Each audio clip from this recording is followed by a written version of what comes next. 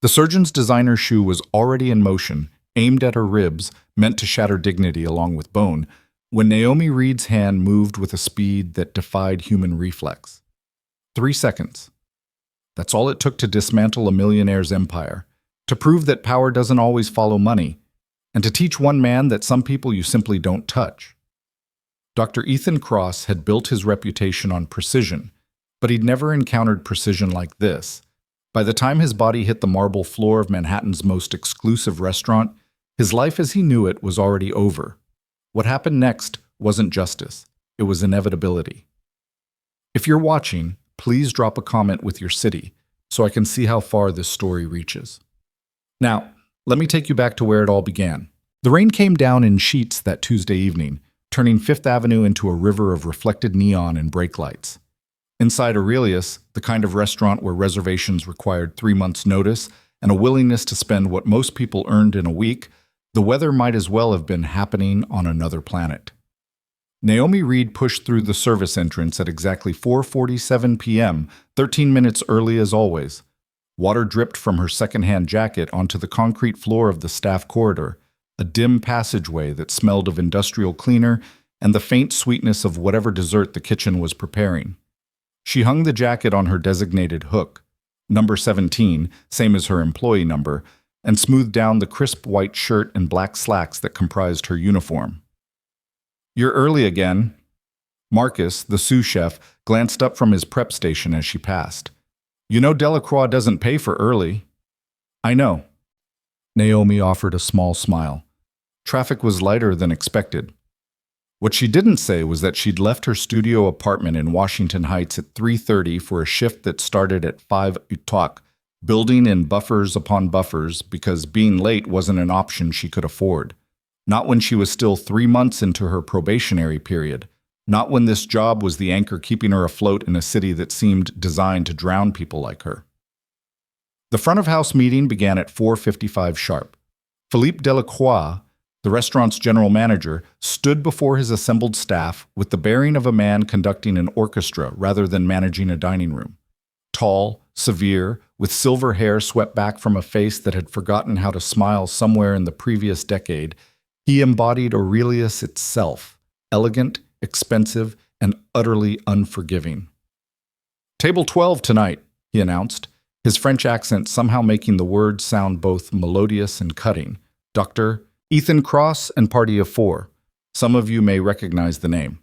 A murmur rippled through the staff. Everyone recognized the name. Dr. Ethan Cross was Manhattan royalty, a cardiovascular surgeon whose techniques had revolutionized valve replacement procedures, whose face appeared regularly on morning talk shows, whose patients included senators, CEOs, and at least one former president.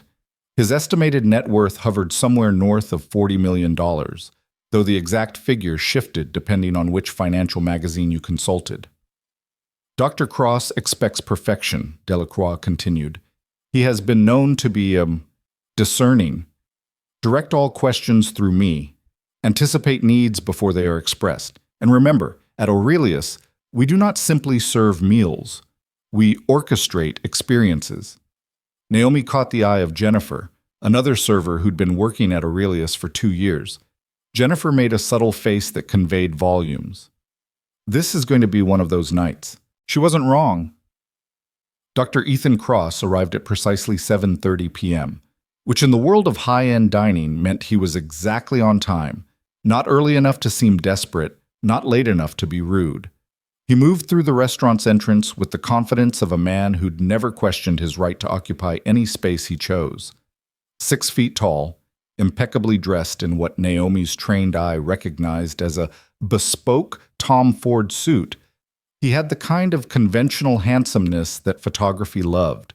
Strong jaw, careful stubble, dark hair touched with distinguished gray at the temples. His companions were equally polished. 2 other men in their late 40s, one woman who might have been a spouse or colleague, all of them radiating the particular gloss that came from never having worried about money, not even once, not even as a distant concept. "Dr. Cross, what a pleasure." Delacroix materialized at the entrance with supernatural timing. "Your table is ready, if you'll follow me." But they swept through the dining room, drawing glances the way celestial objects drew light. Table 12 was positioned perfectly, visible enough to be seen by anyone who mattered, secluded enough to permit private conversation. The restaurant's architect had understood exactly how power preferred to dine. Naomi wasn't assigned to the table initially. That honor went to Sebastian, Aurelius's most senior server, a man who could recite the wine list from memory and who had once served 3 consecutive presidents without betraying even a flicker of political preference. But the universe, or fate, or simple bad luck, had other plans. At 8:17 p.m., Sebastian's daughter called. His ex-wife had been in a car accident. Nothing life-threatening, but serious enough that the hospital wanted family present. Delacroix made the decision in under 5 seconds. Read. His voice cut through the ambient conversation and carefully curated jazz that filled the dining room. You'll take table 12. Naomi felt her stomach drop. Sir, You know the menu, you know the protocols, do not make me regret this decision.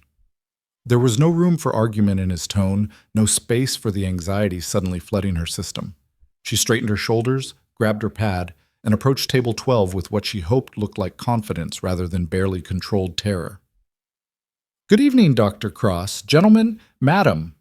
She kept her voice level, professional, warm, without being familiar. I'll be taking care of you this evening.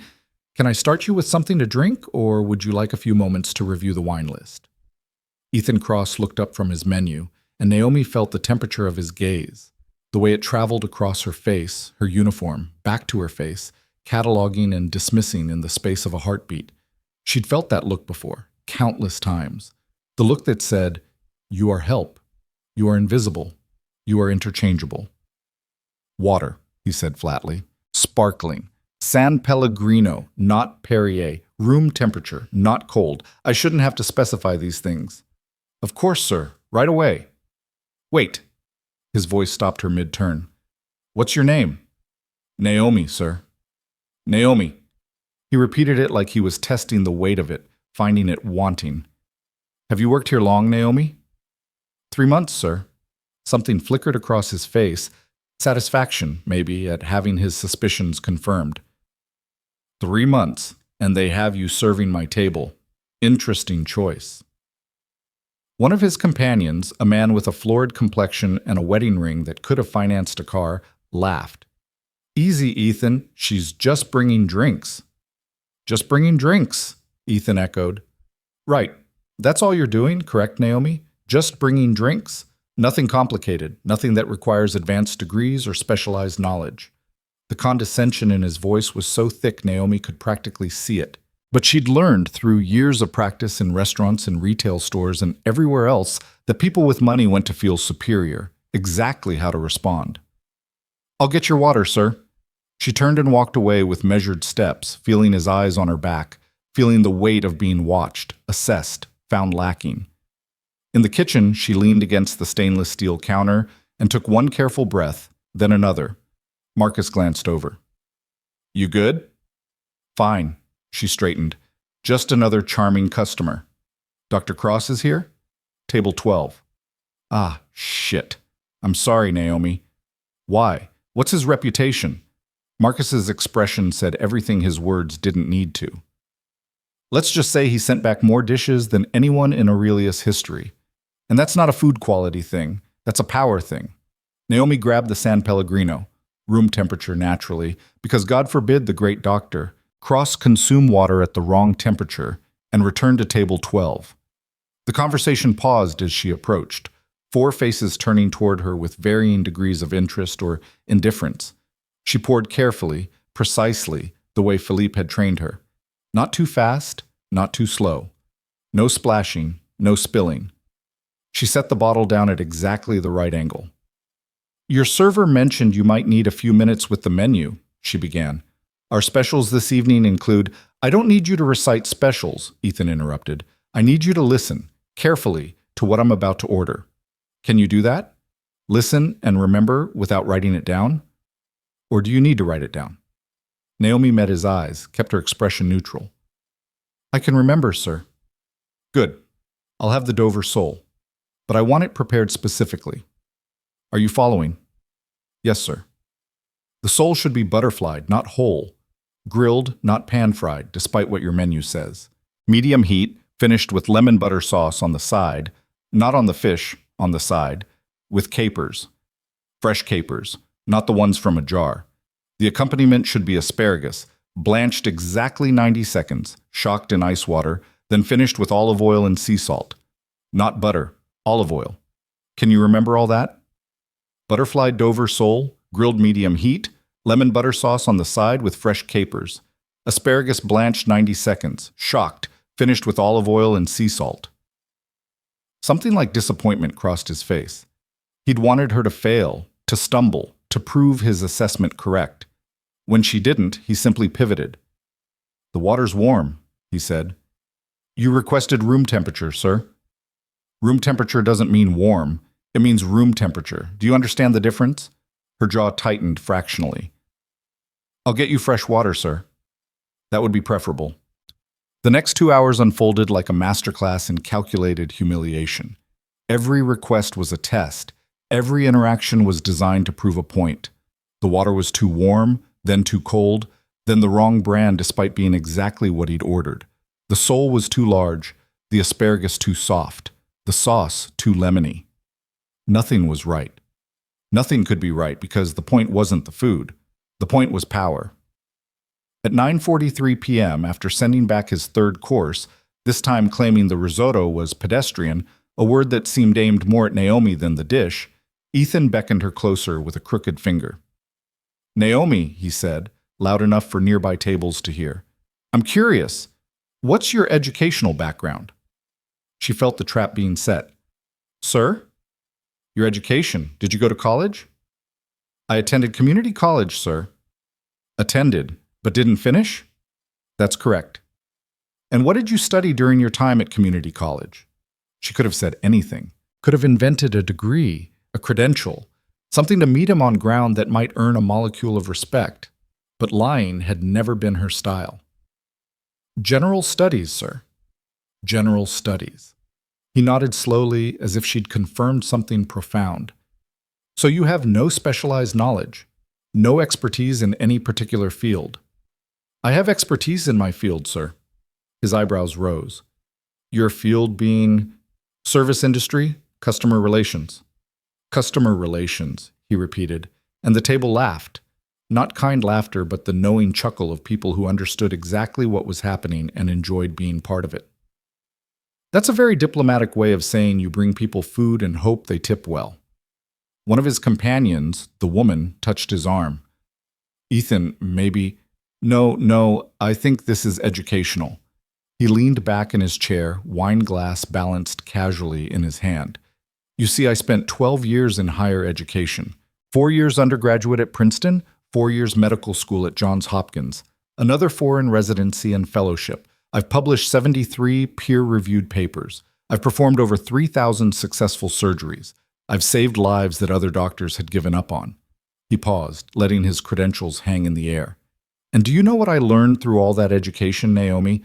I learned that knowledge has value, expertise has value, that some people contribute to society in meaningful ways, and some people bring water to tables." The restaurant had gone quiet around them. Not silent. Philippe would never allow true silence. It disrupted the ambiance. But quiet enough that people were listening, watching, witnessing. Naomi felt something hot and sharp twist in her chest, but her voice remained steady. "Will there be anything else, sir?" "Actually, yes. I'd like to speak to your manager." "Of course, sir." Philippe appeared within 90 seconds, his face a mask of professional concern. "Dr. Cross, I understand there's been an issue." "Several issues." Ethan gestured vaguely at the table, at Naomi, at the universe of inadequacy he perceived. "Your server here seems out of her depth. I'm not sure she's equipped to handle a table of this caliber." "I apologize if the service hasn't met your expectations, Dr. Cross. Perhaps I could personally—" "What I expect," Ethan cut in, "is competence. I expect that when I dine at Aurelius and spend several $1,000s, I'm attended to by staff who understand excellence, who recognize that they're in the presence of people who've achieved something beyond serving food." Philippe's jaw tightened, but his voice remained smooth. "Of course, doctor. Naomi, why don't you take a brief break? I'll handle table 12 personally. It was a dismissal, gentle but absolute. Naomi nodded, kept her spine straight, and walked away with the same measured steps she'd maintained all night. She didn't hurry. She didn't let her shoulders slump. She made it all the way to the staff bathroom before the trembling started.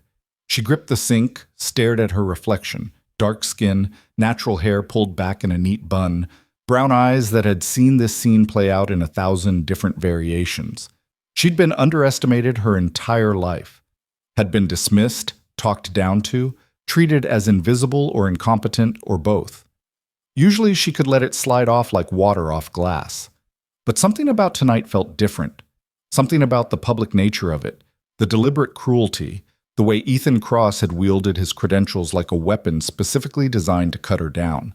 She washed her hands, dried them carefully, and returned to the floor. The rest of the shift passed in a blur. Philippe handled table 12 with the same careful attention he gave to heads of state. Ethan seemed satisfied, or at least quieter, his point apparently made.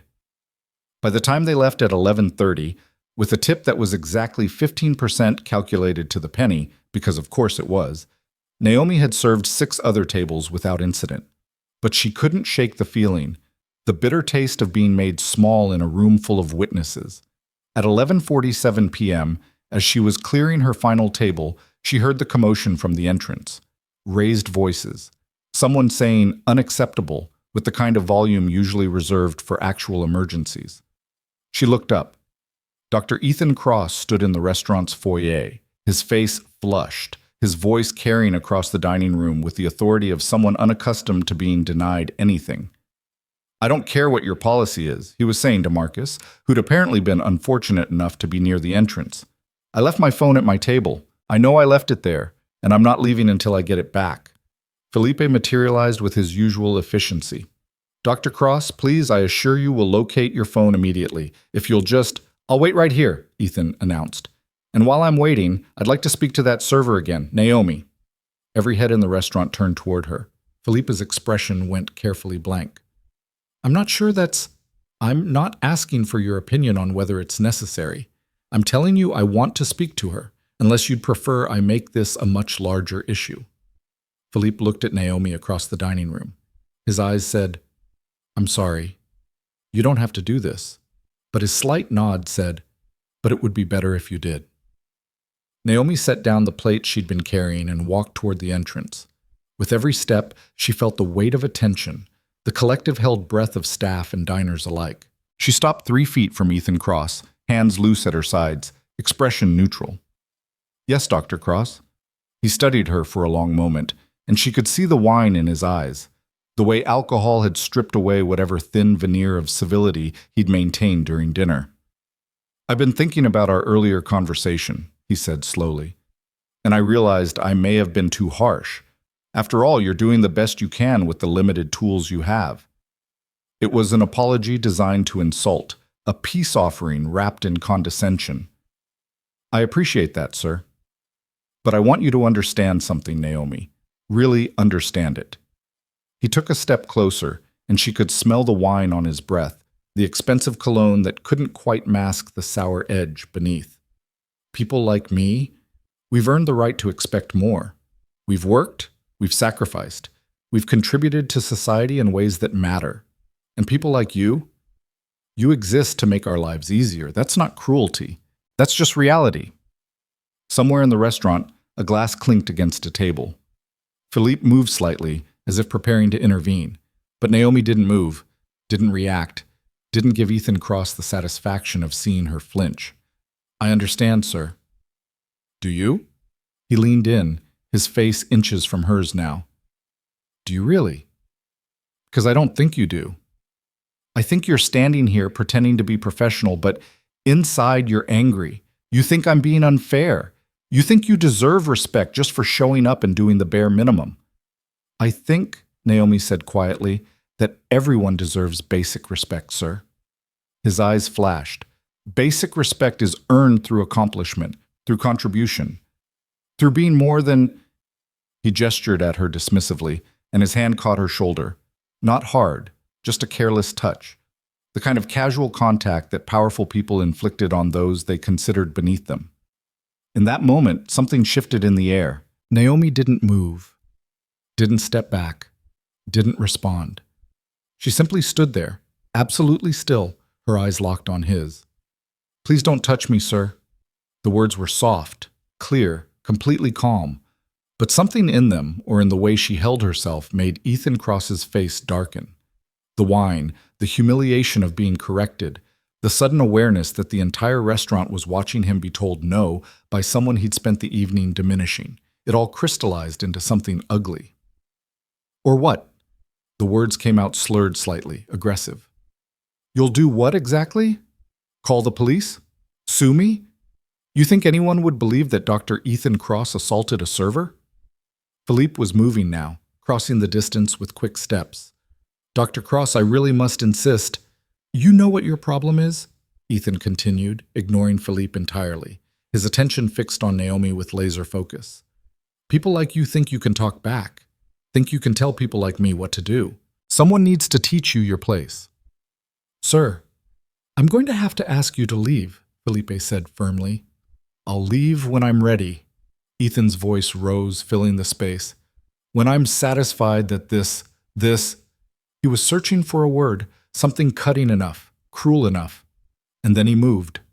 Later, people would argue about what happened next. Security footage would be analyzed frame by frame. Expert witnesses would testify. But in the moment, it happened too fast for anyone to fully process. Ethan Cross, drunk on wine and entitlement and years of unchallenged authority, pulled his leg back and launched a kick aimed directly at Naomi's midsection. It wasn't a playful tap. It wasn't a nudge. It was a genuine attempt to hurt, to humiliate, to put her on the ground where he believed she belonged. His foot was maybe 18 inches from her body when her hand moved. She caught his ankle mid-flight with the casualness of someone plucking an apple from a low branch. Her fingers closed around the expensive leather of his shoe, and suddenly the momentum that should have driven through to her ribs just stopped. Ethan's eyes went wide. His mouth opened to say something, a threat, a curse, an expression of the shock flooding his system. He never got the chance. Naomi's free hand moved in a blur, palm striking precisely at the solar plexus, the complex bundle of nerves just below the sternum. The impact was controlled, measured, exactly hard enough. Not to break ribs, not to cause lasting damage, just to override the diaphragm's ability to function for approximately 15 to 20 seconds. Ethan Cross dropped like a puppet with cut strings. He hit the marble floor hard, making a sound somewhere between a gasp and a wheeze, his face cycling rapidly through shades of red and purple as his body struggled to remember how breathing worked. Both hands clutched at his chest. His legs kicked weakly. His mouth opened and closed like a fish on dry land. The restaurant froze. Philippe stood 3 feet away, his expression one of absolute shock. Marcus had both hands pressed to his mouth. The remaining diners stared with the horrified fascination usually reserved for car accidents and natural disasters. And Naomi Reed stood perfectly still, her hands at her sides, her breathing unchanged, looking down at the man gasping on the floor with an expression that betrayed nothing. No satisfaction, no regret, no emotion at all. The silence stretched for what felt like hours but was probably closer to 5 seconds. Then Ethan's lungs remembered their function. Air rushed back in with a horrible gasping sound. Color began returning to his face. He rolled onto his side, still clutching his chest, his eyes streaming tears from the autonomic response to the strike. "Call the police," he wheezed. "Call, she attacked me. Call." 3 people were already on their phones. Philippe knelt beside Ethan, not touching him, his face a mask of professional concern, even as his eyes kept darting to Naomi. "Sir, please stay still. Help is coming." Naomi didn't move, didn't run, didn't speak, didn't do anything except stand exactly where she'd been standing when Ethan Cross had decided to kick her. Her expression remained neutral, her posture relaxed.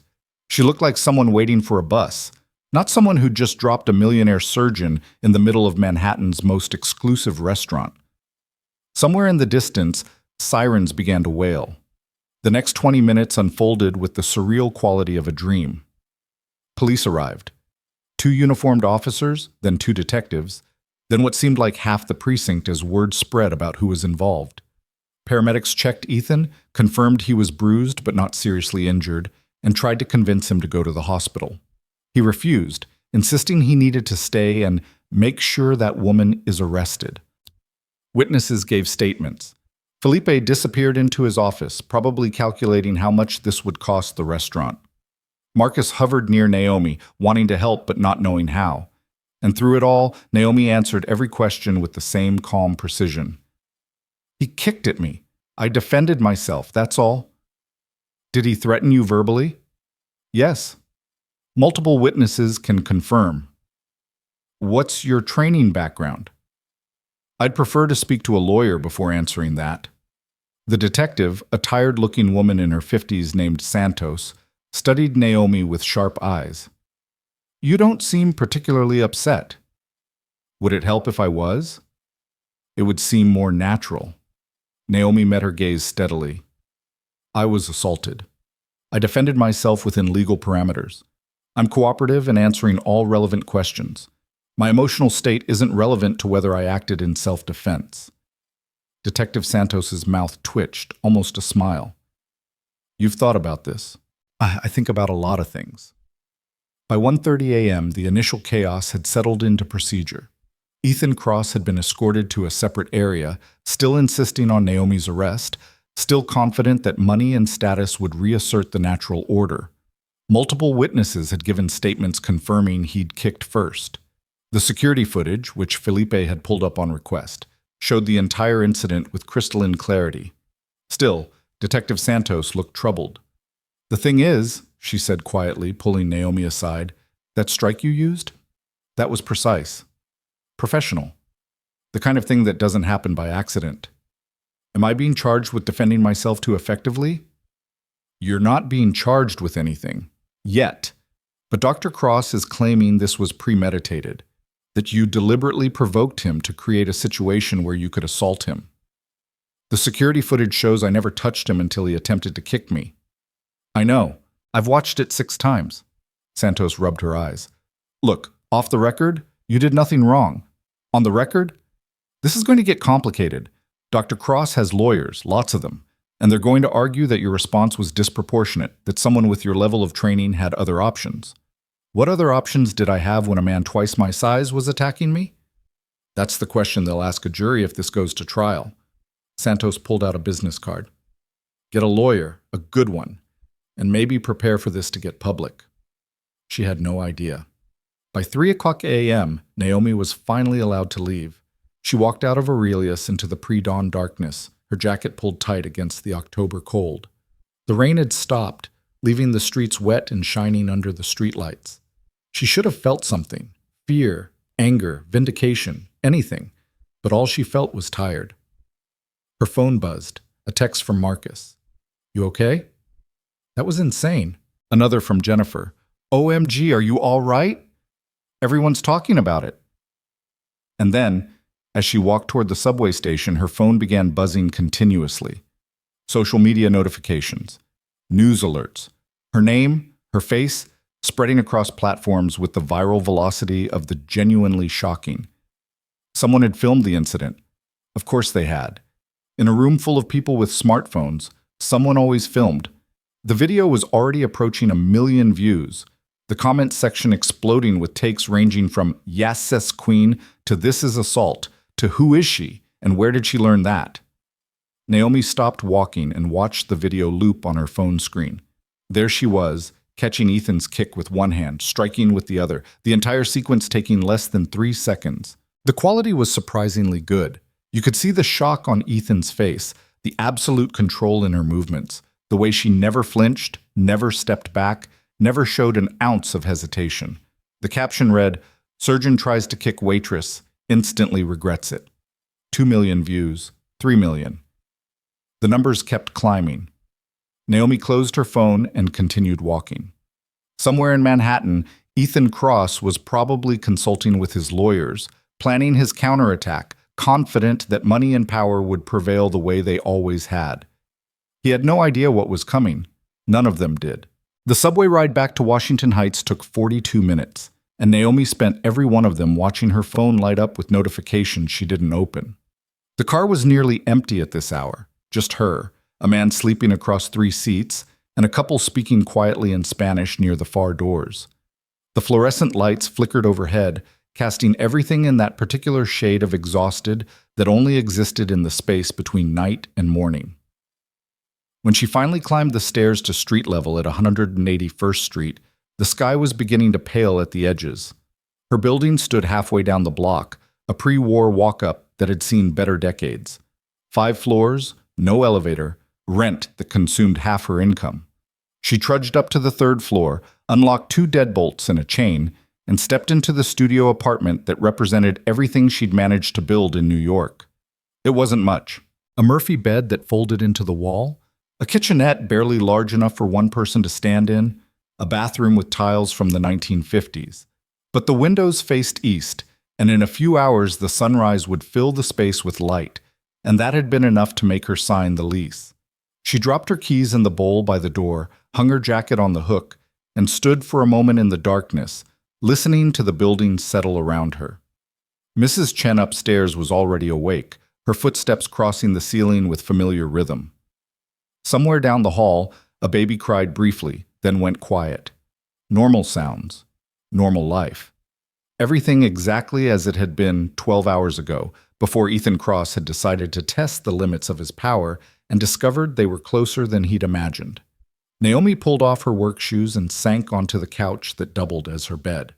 Her phone continued its insistent buzzing, but she set it face down on the coffee table and closed her eyes. Sleep should have come easily. She'd been awake for 22 hours straight, but her mind refused to quiet.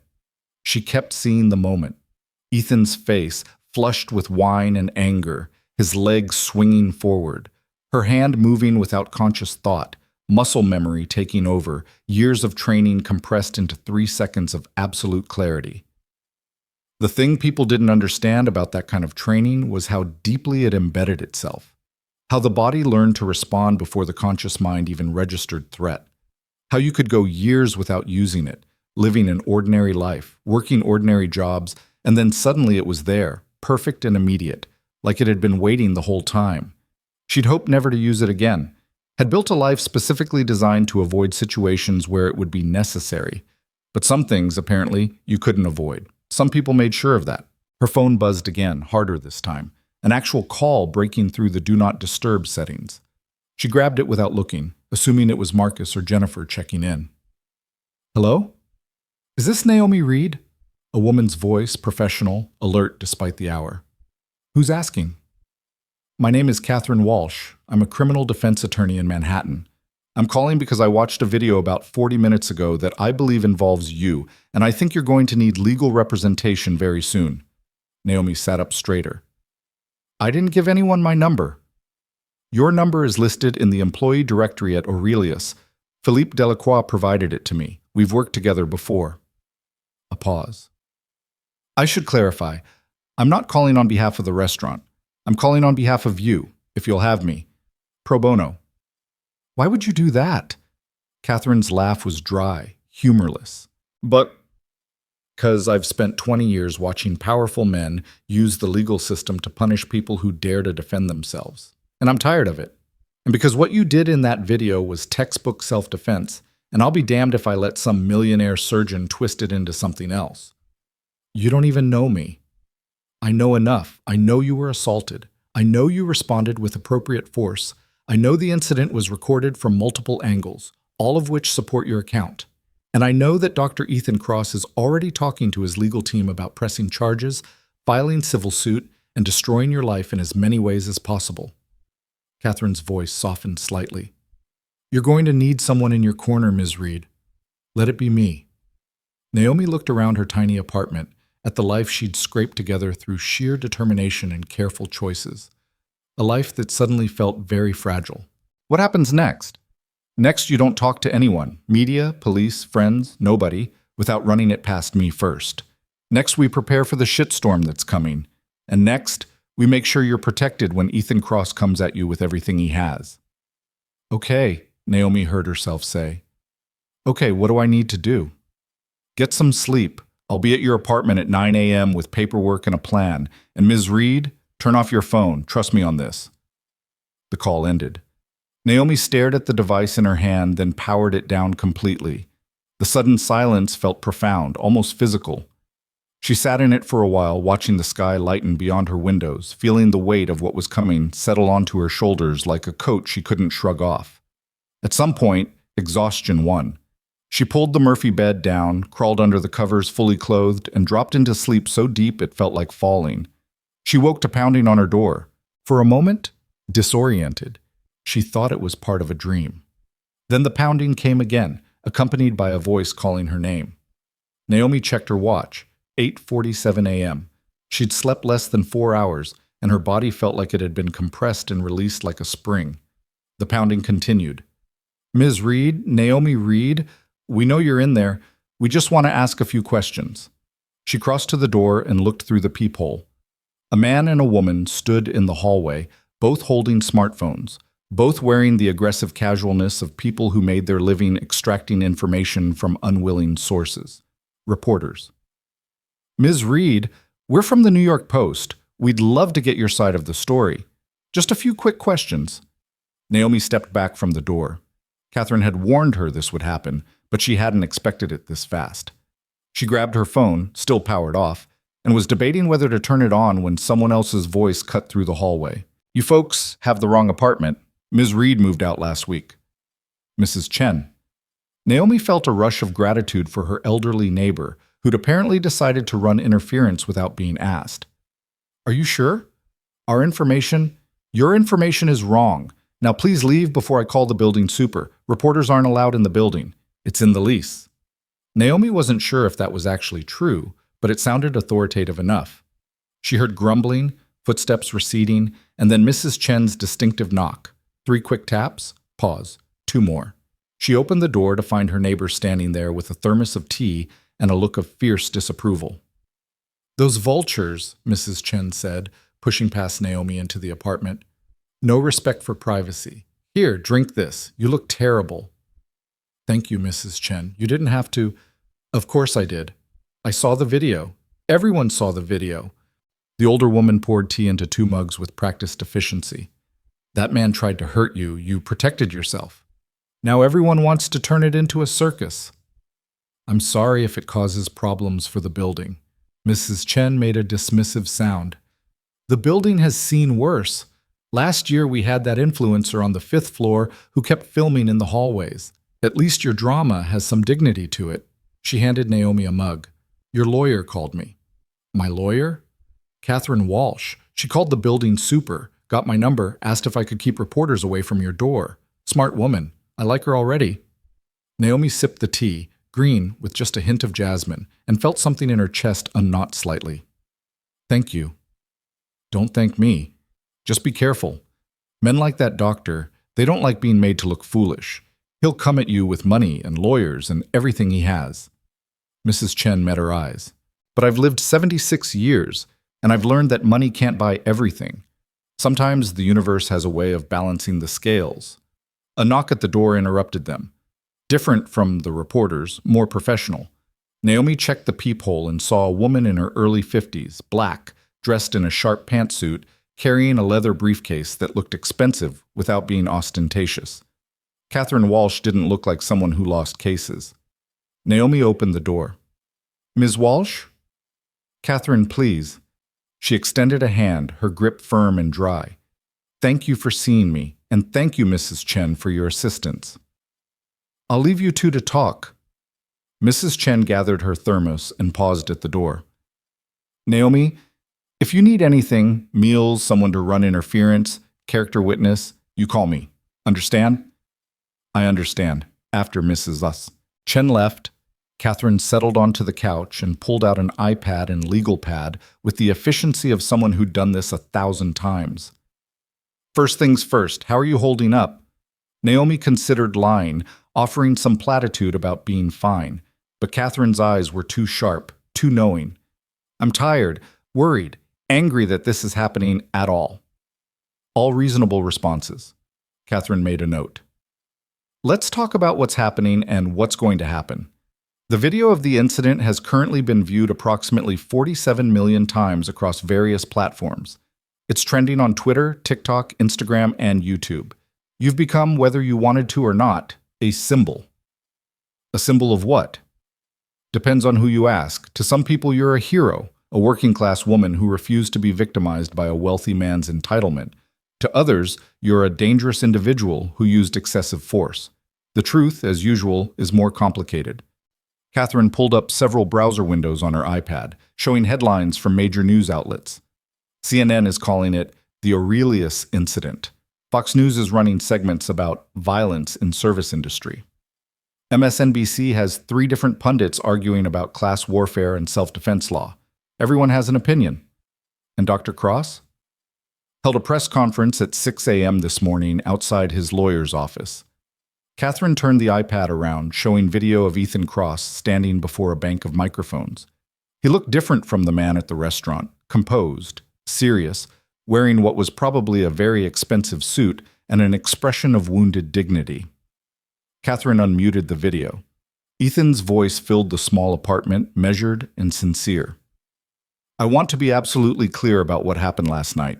I was dining at Aurelius, a restaurant I've patronized for years, when I was brutally assaulted by a member of their staff. The attack was unprovoked, violent, and frankly terrifying. I'm a surgeon. My hands, my ability to perform delicate procedures, are how I save lives. The fact that this woman felt entitled to attack me, someone whose work directly benefits society, is deeply troubling. Catherine paused the video. He's very good. Notice the framing. He's not just a victim. He's a victim whose victimization harms all the people he could have saved. He kicked me, Naomi said flatly. I know, and the video proves it, but he's claiming the kick was a reflexive response to you threatening him, that he feared for his safety. That's insane. There were 50 witnesses. And his lawyers have already interviewed 12 of them who say the situation was ambiguous, that they couldn't see exactly what happened before the physical contact. Money talks, Naomi. It talks very loudly. Catherine pulled up another document. The good news is that the security footage is unambiguous. It shows him initiating physical contact. It shows your response was proportionate and controlled. It shows you didn't pursue further violence after he went down. So I'm clear? Legally? Probably. The DA's office would have a very hard time making any charges stick. But Dr. Cross isn't interested in criminal charges. He's filing a civil suit, assault and battery, emotional distress, damage to his professional reputation, lost income due to injury. Naomi felt her stomach drop. How much? He's asking for $15 million. The number was so absurd it almost didn't register. $15 million. Naomi's entire net worth was probably around $8,000 if you counted everything she owned. She started laughing, couldn't help it, the sound edging toward hysteria. I don't have $15 million. I don't have $15,000. I worked as a server making $11 an hour plus tips. I know, and his lawyers know. This isn't about actually getting $15 million from you. This is about burying you in legal fees, destroying your ability to work, making you a cautionary tale. Catherine leaned forward. But here's what they don't know. Here's what nobody knows except you and whoever taught you to move like that. She replayed the video, the crucial 3 seconds. Naomi's hand catching the kick, the precise strike, Ethan dropping. That wasn't luck. That wasn't adrenaline giving you temporary strength. That was training, elite-level training, the kind that takes years to develop. Catherine's eyes were sharp, curious. Want to tell me where you learned that? Naomi was quiet for a long moment. Outside, the city hummed with its usual chaos, sirens, car horns, the rumble of the subway beneath the streets. Inside, the secret she'd kept for 6 years sat on her tongue like a stone. I was in the military, she said finally. Army. Special operations. I did 3 tours, 2 in Afghanistan, 1 in Iraq. I was a close protection specialist. Executive security. Catherine's expression didn't change, but something flickered in her eyes. Understanding, maybe. Or calculation. What was your rank? Staff sergeant when I left. And why did you leave? Medical discharge. I was injured in an IED attack. Nothing catastrophic, shrapnel wounds, concussion, some nerve damage in my left leg, Enough to take me off active duty. Naomi pulled up her pant leg, showing the scarring that ran from ankle to knee. They offered me a desk job. I declined. Once you've been in the field, sitting behind a desk feels like dying slowly. So you came to New York and started working in restaurants. I came to New York and tried to disappear, tried to be normal, tried to be someone who didn't know how to kill people with their bare hands. She laughed bitterly. Clearly, that worked out well. Catherine was making rapid notes. This changes everything. This isn't just self-defense. This is a trained military veteran responding to assault with precisely calibrated force.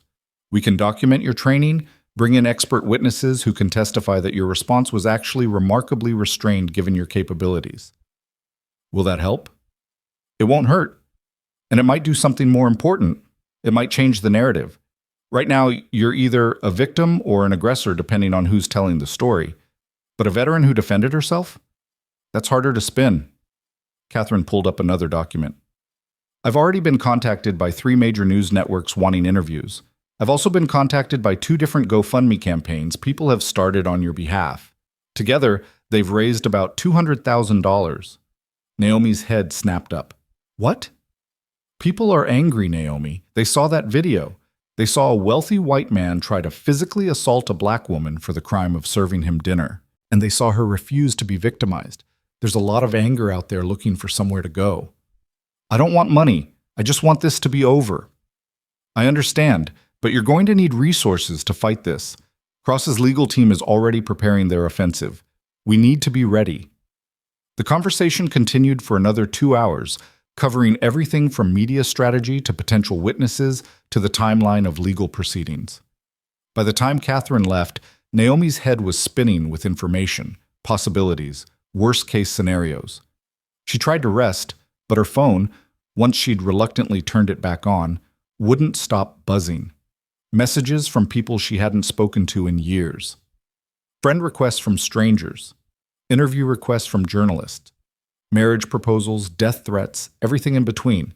And then, at 3:17 p.m., a text from an unknown number. Ms. Reed, this is Detective Santos. Can you come to the precinct? Dr. Cross has filed formal charges. We need your statement. Naomi called Catherine, who met her at the precinct 40 minutes later. The building was old brick and fluorescent lighting, the walls covered in wanted posters and community outreach flyers. Detective Santos looked even more tired than she had at 2 a.m., her eyes bloodshot, coffee cup permanently attached to her hand. Thank you for coming in, she said, leading them to an interview room. I'll be honest with you, Ms. Reed, this is a mess. We've got video evidence that clearly shows self-defense, but we've also got a prominent citizen claiming assault. The DA's office is getting pressure from about 6 different directions. What kind of pressure? Catherine asked.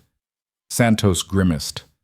The kind that comes from people who donate to political campaigns and sit on hospital boards. Dr. Cross has friends, important friends. They want to see charges filed. On what grounds? Excessive force. The argument is that Ms. Reed, given her military training, had other options available. That she chose to strike rather than simply restraining Dr. Cross. He was kicking her, Catherine said flatly. She had maybe half a second to respond. What other options would you have preferred? I'm not saying I agree with the argument. I'm saying it's the argument they're making. Santos looked at Naomi. Walk me through it again. From the beginning. Everything that happened before the physical altercation. So Naomi did. She described the evening in careful detail. Every insult, every deliberate humiliation, the escalating pattern of behavior. She described the foyer, Ethan's drunken anger, the moment he'd touched her shoulder despite her request that he not. And then he kicked at you, Santos prompted. Yes, a full-force kick aimed at my midsection. And your response was to catch his leg and strike him in the solar plexus. Yes. Why the solar plexus specifically? Because it's a non-lethal target that immediately incapacitates without causing permanent damage. Because it's what I was trained to do when de-escalation isn't possible and retreat isn't an option. Naomi met Santos's eyes. I could have broken his knee. Could have struck his throat, his temple, any of a dozen places that would have put him in the hospital for weeks. I chose the option that stopped the threat with minimal harm. That's what the training is for. Santos nodded slowly. And after he went down? I stayed where I was, didn't pursue, didn't strike again, didn't do anything except wait for help to arrive. Because? Because the threat was neutralized. He wasn't attacking anymore. There was no justification for additional force. Santos made notes, her pen scratching across paper. Okay, here's where we are. The DA's office is reviewing the case. They could decide to file charges, probably misdemeanor assault at most, given the circumstances, or they could decline to prosecute. Either way, it's going to take a few days. And in the meantime, Catherine asked, in the meantime, I'd suggest keeping a low profile. The media circus around this is only going to get worse. Santos hesitated. Off the record? I think you did exactly what you should have done. On the record, I think this is going to get uglier before it gets better. They left the precinct at sunset, the sky blazing orange and purple over the Manhattan skyline. Catherine walked Naomi to the subway station, her expression troubled. Get some rest, she said. Don't read the comments, don't watch the news, don't engage with any of it. I'll call you tomorrow with updates. But rest proved impossible. By the time Naomi made it back to her apartment, 3 more reporters were camped in the lobby. Mrs. Then. Chen had apparently called the super, who was trying to evict them with limited success. Naomi slipped past while they were arguing and locked herself in her apartment. She made tea, tried to read, gave up and stared at the ceiling. Her phone continued its relentless buzzing. She picked it up once, scrolled through the messages, and immediately regretted it. The comments were brutal. People who'd never met her had detailed opinions about her character, her choices, her worth. Some praised her, many condemned her. All of them seemed certain they knew the truth of what had happened, regardless of what the evidence showed. At 11 p.m., her phone rang. A number she didn't recognize, but something made her answer. Naomi Reed, a man's voice, smooth, professional. Who is this? My name is Richard Ashford. I'm Dr. Cross's attorney. I'm calling to discuss a possible settlement. Naomi sat up. I have a lawyer. You should talk to her. I'm aware of Ms. Walsh, but I thought you and I might have a more productive conversation directly. We're prepared to offer you a substantial sum, call it $200,000, if you're willing to sign an NDA and admit that your response was excessive. You want me to say I was wrong to defend myself? I want to offer you a way out of this that doesn't involve months of legal battles and media scrutiny. $200,000, Ms. Reed, that's more than you'd make in 5 years as a server. You could start over somewhere else, put this all behind you. Or I could tell you to go to hell and see you in court. There was a pause. I'd advise against that approach. Dr. Cross has resources you can't match. He can keep you tied up in legal proceedings indefinitely. He can make sure you never work in Manhattan again. He can... Naomi hung up. Her phone rang again immediately. She declined the call. It rang a third time. She blocked the number and powered the phone off. The silence that followed felt like a gift. She sat in the darkness of her apartment, listening to the building settle, thinking about the choice she'd just made. $200,000 was real money, life-changing money. It was enough to disappear, to start over, to never have to think about Ethan Cross again. But it was also admitting she'd been wrong, admitting that defending herself was something she needed to apologize for, admitting that people like Ethan Cross got to kick people like her and face no consequences as long as they had enough money to make the problem disappear. She thought about the years in the military, the missions where failure meant death, the moments when she'd had to make impossible choices with insufficient information. She thought about the values they drilled into her: courage, integrity, doing the right thing even when it cost you everything. And she thought about every server, every janitor, every person working minimum wage who'd ever been humiliated by someone who thought money made them untouchable. She picked up her phone, powered it back on, and called Catherine Walsh. It's Naomi. Ashford just called me. Offered $200,000 to settle and sign an NDA. What did you tell him? I told him to go to hell, but I wanted to make sure that was the right call. Catherine was quiet for a moment. Legally, it's the expensive call.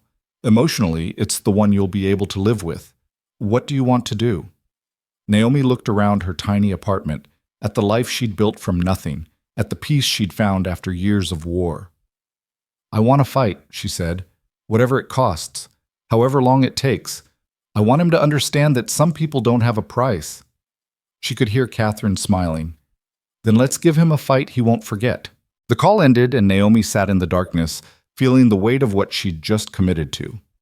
Fighting meant exposure. Fighting meant months, maybe years, of her life consumed by legal proceedings and media attention. Fighting meant giving up any pretense of privacy or normalcy. But backing down meant something worse. It meant teaching every entitled person with money that they could abuse whoever they wanted, as long as they threw enough cash at the problem afterward. She didn't sleep that night. Instead, she sat by the window watching the city lights, thinking about all the paths that had led her here. Growing up in Detroit, watching her mother work 3 jobs to keep them housed and fed. Joining the Army at 18 because college wasn't an option, and staying in Detroit meant dying slowly. The years of training that had turned her body into a weapon she'd hoped never to use again. The discharge that had felt like failure, even though her commanders had called it honorable. The struggle to find purpose in a world that had no use for her particular skills. And now this. A 3-second confrontation that had turned her into a symbol for people she'd never met, fighting battles she hadn't chosen. Dawn came eventually, pale and cold through the windows. Naomi made coffee, forced herself to eat toast she couldn't taste, and tried to prepare for whatever came next. What came next was a knock at 7 a.m. She checked the peephole, expecting reporters, and found instead a young black woman holding a professional camera and wearing a press badge from the New York Times. "Miss Reed?" The woman's voice was gentle, careful. "My name is Jasmine Porter. I'm not here to ambush you or get a gotcha quote. I'm here because I think your story deserves to be told properly, and I'd like to be the one to tell it." Naomi didn't open the door. "I have a lawyer. All interview requests go through her. I've already spoken with Catherine Walsh. She gave me your address and said the decision was yours." Jasmine held up her phone to the peephole, showing an email from Catherine. "I cover criminal justice and civil rights for the Times. I've spent the last 2 days researching you, Dr. Cross, and what happened at Aurelius. I know you're a veteran. I know you've kept your head down for 6 years, and I know that man tried to hurt you and you stopped him with exactly the amount of force necessary. Then you know the whole story. Why do you need to talk to me? Because right now, the narrative is being controlled by people who want to make you either a victim or a villain. I want to make you a person." Jasmine's voice softened. "I grew up in the Bronx. My mom worked as a housekeeper for families who treated her like furniture. I've seen what you saw in that restaurant 1,000 times in different forms. Please, let me help tell your side." Naomi looked through the peephole at the stranger asking to be trusted. Every instinct screamed to say no, to keep her walls up, to protect what little privacy she had left. But Catherine had approved the contact, and something in Jasmine's voice reminded Naomi of the women she'd served with, direct, honest, unafraid. She opened the door. Jasmine came in and immediately clocked the apartment with a journalist's eye, the Murphy bed, the minimal furniture, the window with its view of other buildings. She didn't comment on any of it, just settled onto the couch and pulled out a recorder. "Thank you for this. I promise I won't waste your time or twist your words." She hit record. "Let's start with something simple. Tell me about that night from your perspective." So, Naomi did. She walked through the evening in careful detail, from the moment Felipe had assigned her to table 12 through the final confrontation in the foyer. She didn't embellish or editorialize. She just told the truth as she'd lived it. Jasmine listened without interrupting, occasionally making notes. When Naomi finished, she asked the question Naomi had been dreading. "Why didn't you walk away when he started getting aggressive?" "Because I was working. Because walking away from a customer, even an abusive one, can get you fired. Because I've spent 6 years learning how to de-escalate situations without violence." Naomi met Jasmine's eyes. "I did everything right. I stayed professional. I didn't engage with his provocations. I asked him politely not to touch me. And when none of that worked, when he decided to physically assault me, I defended myself with the minimum force necessary to stop the threat. Some people are saying your response was disproportionate. The catching his kick and striking him showed excessive training for a server. Some people think servers aren't allowed to have backgrounds or skills beyond carrying plates. Some people think we're less than human." Naomi's voice remained level, but steel ran beneath it. "I'm a veteran. I served my country for 8 years. The fact that I now work in food service doesn't erase my training or my right to defend myself when attacked. Jasmine nodded slowly. Dr. Cross's lawyers are arguing that you're a dangerous individual who used military combat techniques on a civilian.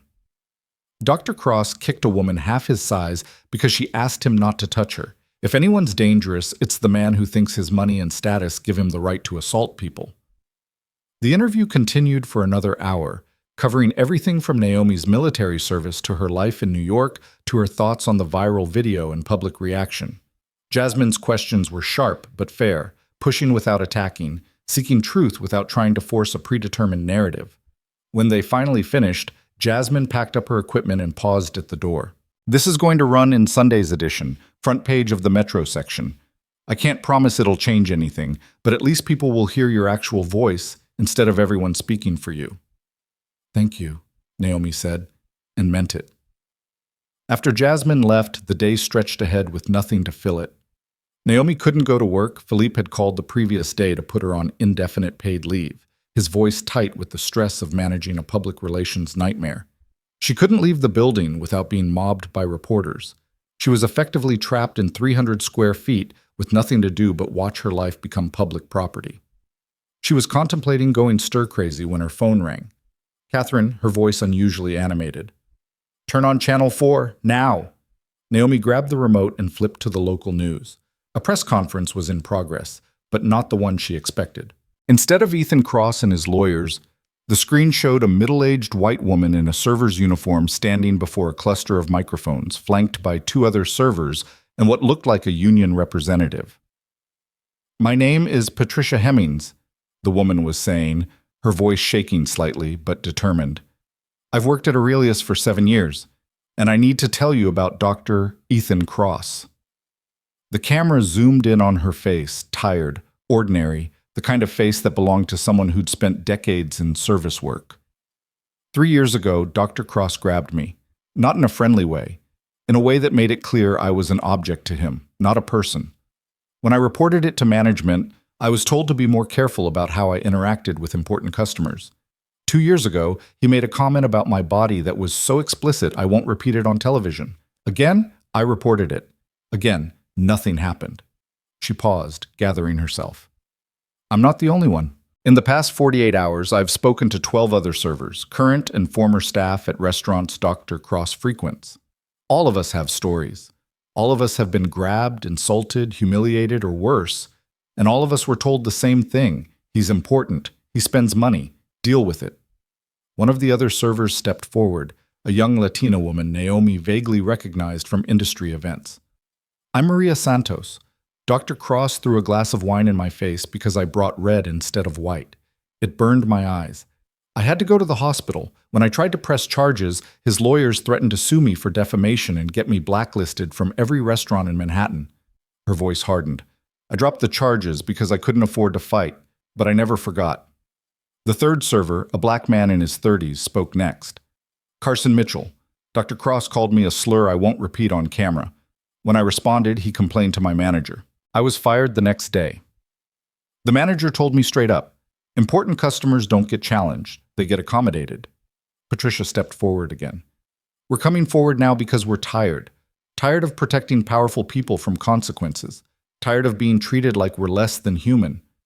What Dr. Cross did to Naomi Reed wasn't an isolated incident. It was a pattern, and that pattern needs to end. The press conference dissolved into questions from reporters, but Naomi had stopped hearing them. She felt something loosening in her chest, a tightness she hadn't realized she'd been carrying. She wasn't alone. Her phone rang again, Catherine, sounding triumphant. Did you see? I saw. This changes everything. Cross's lawyers have been painting this as a one-time incident, a misunderstanding blown out of proportion. Now we have documented pattern of abuse, multiple witnesses, corroborating accounts. Catherine's voice carried the satisfaction of a lawyer who'd just drawn a royal flush. I've already been contacted by 3 of those servers. They want to give depositions. 2 others are considering filing their own civil suits. Will it help my case? It'll help establish that Cross has a history of abusing service workers, which supports your account that he was the aggressor. But more importantly, it shifts the public narrative. He's not a distinguished doctor who was randomly attacked. He's a serial abuser who finally picked the wrong target. Over the next few days, the story metastasized in ways nobody could have predicted. More servers came forward, then kitchen staff, then housekeeping employees from the building where Ethan kept a pied-à-terre. The stories were remarkably consistent: casual cruelty, sexual harassment, physical intimidation, all enabled by management that valued money over human dignity. Someone started a hashtag, crossed the line. Within 24 hours, it was trending worldwide, with service industry workers sharing their own stories of abuse by entitled customers. The movement spread beyond Ethan Cross to become something larger, a reckoning for everyone who'd ever treated servers, cleaners, drivers, and retail workers as less than human. Naomi watched it unfold from her apartment with a mixture of awe and anxiety. She hadn't wanted to be the spark for something this big. She just wanted to go home after her shift, but apparently the universe had other plans. On Thursday, 5 days after the incident, Detective Santos called with news. The DA's office has declined to file charges against you. The evidence too clearly supports self-defense. However, Santos's voice carried a warning. Cross's civil suit is moving forward. His lawyers filed this morning. Catherine had already briefed Naomi on what this meant. Months of discovery, depositions, potentially a trial, legal bills that would bankrupt her if not for the pro bono representation, and the GoFundMe that had now topped $300,000 in contributions from people who'd never met her but recognized themselves in her story. There's something else, Santos continued. We've opened an investigation into Cross's pattern of behavior. Multiple complainants have come forward with allegations of assault and harassment. If even half of what we're hearing holds up, he could face criminal charges. Naomi felt a grim satisfaction. Good. I thought you'd want to know. Also, my captain wanted me to pass along that you showed remarkable restraint. Off the record, half the department thinks you should get a medal for not breaking his jaw. After Santos hung up, Naomi sat with the information. Criminal charges meant Cross was fighting on two fronts: the civil suit he'd filed against her and potential criminal prosecution for his actions toward others. The man who tried to use the legal system as a weapon was discovering it could cut both ways. Her phone buzzed with a text from an unknown number. She almost deleted it, assuming it was another journalist or stranger with opinions, but something made her open it. Ms. Reed, this is Dr. Sarah Chen. I'm a cardiac surgeon at Mount Sinai. I've never met Dr. Cross personally, but I've heard stories from colleagues for years. What you did took courage most people don't have. I'm testifying at the medical board hearing about his conduct. Thought you should know you've got support in unexpected places. More texts followed over the next hour. A nurse who'd witnessed Cross berate an orderly until he cried. An anesthesiologist who'd reported him for throwing surgical instruments during a procedure. A hospital administrator who'd tried to discipline him and been overruled by board members who valued Cross's fundraising ability over patient safety. The pattern was damning. Ethan Cross wasn't just abusive to servers. He was abusive to anyone he perceived as beneath him in the hospital hierarchy. The man was a walking case study in unchecked power and institutional enabling. On Sunday, Jasmine's article ran above the fold in the New York Times. The headline read, "When Self-Defense Becomes a Crime, the Case of Naomi Reed." The piece was everything Jasmine had promised: fair, thorough, refusing to make Naomi into either victim or hero. Just a person who'd done what she needed to do and was now paying the price for refusing to pretend it hadn't happened. The article included details about Naomi's military service, her decision to leave the army, her 6 years of quiet life in New York. It quoted experts on self-defense law, all of whom agreed her response was textbook appropriate. It included statements from the servers who'd come forward, painting a picture of systemic abuse that Cross had perpetrated for years. But what struck Naomi most was the final paragraph. Reed could have taken the settlement offer, could have disappeared with enough money to start over somewhere else. Instead, she chose to fight, understanding that some battles aren't about winning, but about refusing to be silent. In doing so, she's forced a reckoning with questions our society has long avoided. Who gets to defend themselves? Whose pain matters? And what price do we demand from those who dare to say enough? The article went viral immediately. Within hours, it had been shared millions of times, sparking debates in think pieces and television segments and dinner table conversations across the country. Some people praised Naomi's courage. Others condemned her for being divisive, for making this about race and class when it should just be about the incident itself. As if the incident could ever be separated from who they were and what they represented. Catherine called that afternoon, her voice carrying a new urgency. Cross's legal team just leaked their strategy to a friendly reporter. They're planning to argue that you have PTSD from your military service, that you overreacted to perceived threat because of psychological damage, that you're essentially a ticking time bomb who shouldn't be allowed to work around people. Naomi felt cold fury wash through her. They're going to use my service against me. They're going to try. We need to get ahead of this. I want to bring in a psychiatric expert who can evaluate you, provide testimony that you're mentally sound, that your response was based on training rather than trauma. I don't have PTSD. I believe you, but we need documentation. We need to prove it in a way that stands up in court. Catherine's voice softened. I know this is invasive. I know it's not fair, but if we don't control this narrative, they will. So Naomi submitted to another invasion of privacy. 3 sessions with Dr. Marcus Webb, a psychiatrist who specialized in veteran mental health and legal cases. 3 hours of questions about her service, her discharge, her life since, her emotional state during the confrontation with Cross. Dr. Webb was thorough and kind, but the process left Naomi feeling scraped raw. By the 3rd session, she was exhausted from reliving experiences she'd worked hard to move past. You're one of the healthiest former service members I've assessed, Dr. Webb told her at the end of their final session. You have no indicators of PTSD, no psychological disorders, no emotional dysregulation. Your response to Cross was entirely rational and controlled. I'll be happy to testify to that effect. Thank you, Naomi said, meaning it even though the validation felt like cold comfort. She was packing up to leave Dr. Webb's office when her phone exploded with notifications. Something had happened, something big enough that news alerts were overriding her Do Not Disturb settings. She opened Twitter and saw it immediately. A video, just uploaded, already going viral. The video showed Ethan Cross at what appeared to be a private club. Expensive suits and drinks all around. He was clearly drunk, his face flushed, his voice carrying across the room as someone filmed surreptitiously from a nearby table. The whole thing is ridiculous, he was saying to a group of men who hung on his every word. You should have seen this woman's face when I told her she was just a server. Like I'd slapped her. These people need to understand their place, you know? They need to remember that they exist to serve us, not to have opinions or feelings. One of his companions laughed. What are you going to do about her?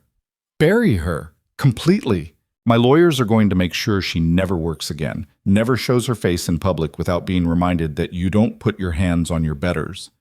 Cross took a long drink. The lawsuit is just the beginning. I'm going to make an example of her, show everyone what happens when they forget who's really in charge. The video cut off there, but the damage was done. Naomi watched it loop 3 times, feeling something shift in her chest. This wasn't the carefully controlled public persona Cross had been presenting. This was the truth behind the mask, the ugly core of entitlement and cruelty that had driven him to kick a server who'd asked him not to touch her. Her phone rang. Catherine, practically shouting, "Please tell me you've seen the video." "I've seen it." He just torpedoed his own case. Everything he's been claiming, that he was defending himself, that you were the aggressor, that this was all a misunderstanding, gone. He admitted on camera that this is about putting you in your place, about punishing you for daring to resist. Naomi could hear the fierce satisfaction in Catherine's voice, the lawyer's joy at watching an opponent self-destruct. What happens now? Now? Now his lawyers are probably having a collective heart attack. Now the civil suit becomes indefensible. Now every server who is afraid to come forward has ammunition. Catherine paused. Now we go on offense. Within hours, Catherine had filed a countersuit, assault and battery, intentional infliction of emotional distress, defamation of character. She was asking for $10 million, not because she expected to get it, but because symbols mattered, and someone needed to make clear that this street ran both ways. The media reaction was swift and brutal. Editorial boards that had been cautiously neutral suddenly found their voices. Television pundits who'd been equivocating about both sides suddenly discovered moral clarity. Social media turned on Cross with the viciousness of a mob that had found an acceptable target. His hospital put him on immediate administrative leave, citing the ongoing investigation. Two of his major speaking engagements were canceled. A hospital in Los Angeles revoked a prestigious award they'd planned to present him. Sponsors for his medical research pulled funding. The empire he'd built on skill and reputation was crumbling with shocking speed. Naomi watched it happen with complicated emotions. She didn't take joy in another person's destruction, even someone who tried to destroy her. But she felt something like vindication, like the universe was finally acknowledging that actions had consequences regardless of how much money you had. On the 10th day after the incident, Catherine called with news that changed everything. Cross's lawyers just called. They want to settle. Both cases, his against you, yours against him. They're offering $5 million and a public apology. Naomi sat down slowly. $5 million. And the apology has to be specific. He has to admit he assaulted you, admit his subsequent actions were attempts to avoid accountability, and commit to therapy and anger management. What do you think I should do? Catherine was quiet for a moment. Legally, this is a good offer. Great offer, actually. It's more than we'd likely get at trial, and it saves months of proceedings. But this isn't just about money. This is about what you can live with. Naomi thought about the $200,000 she'd turned down. Thought about the servers who'd come forward, the people who'd donated to her GoFundMe, the strangers who'd shared their own stories of abuse and humiliation. Thought about what message it would send if she settled now, took the money, let Cross buy his way out of genuine accountability. Then she thought about her tiny apartment, her student loans, the life she could build with $5 million, the peace she could buy, the distance she could put between herself and this whole nightmare. I want to think about it, she said finally. Give me 24 hours. That night, Naomi sat by her window and watched the city lights blur through tears she hadn't known she was crying. This should have been simple. Someone had hurt her. She'd defended herself. Justice was being served. But nothing about this was simple, and justice felt like a moving target that shifted every time she thought she had it in sight. At midnight, Mrs. Chen knocked on her door with tea and wisdom. "You're thinking about the money," the older woman said, settling onto the couch without waiting for invitation. "How did you know?" "Because you're smart and practical, and $5 million would change your life." Mrs. Chen poured tea with steady hands. "But you're also principled, and principles are expensive." "What would you do?"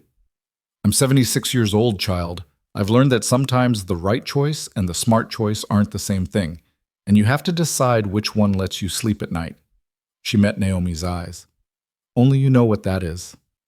After Mrs. Chen left, Naomi made her decision. She called Catherine at 1 in the morning, knowing the lawyer would answer. "I'm not settling," Naomi said.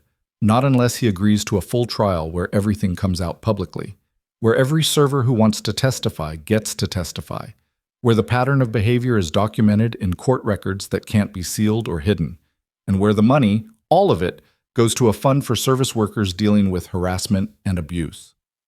Catherine was silent for a long moment. "You understand you might end up with nothing, that a jury could find against you, or award much less, or any number of things could go wrong." "Well, I understand, but this isn't about me anymore. It's bigger than that." "Okay then," Catherine said, and Naomi could hear her smiling. "Let's show them what bigger looks like." Catherine delivered Naomi's counteroffer to Cross's legal team at 9 a.m. the following morning. By noon, the response came back, and it wasn't what anyone expected. "They've agreed," Catherine said, her voice tight with something between disbelief and vindication. "Full trial, public record, all witnesses allowed to testify, and Cross himself will take the stand." Naomi felt her stomach drop. She'd been prepared for them to refuse, to drag this out, to find some way to avoid public accountability. The fact that they'd agreed meant something had shifted, some calculation had changed in ways she didn't fully understand. Why would they agree to that?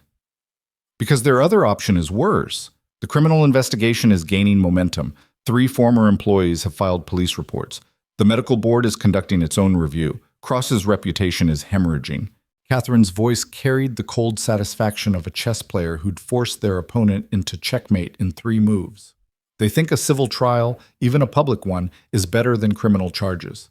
They think they can control the narrative better in civil court. Can they?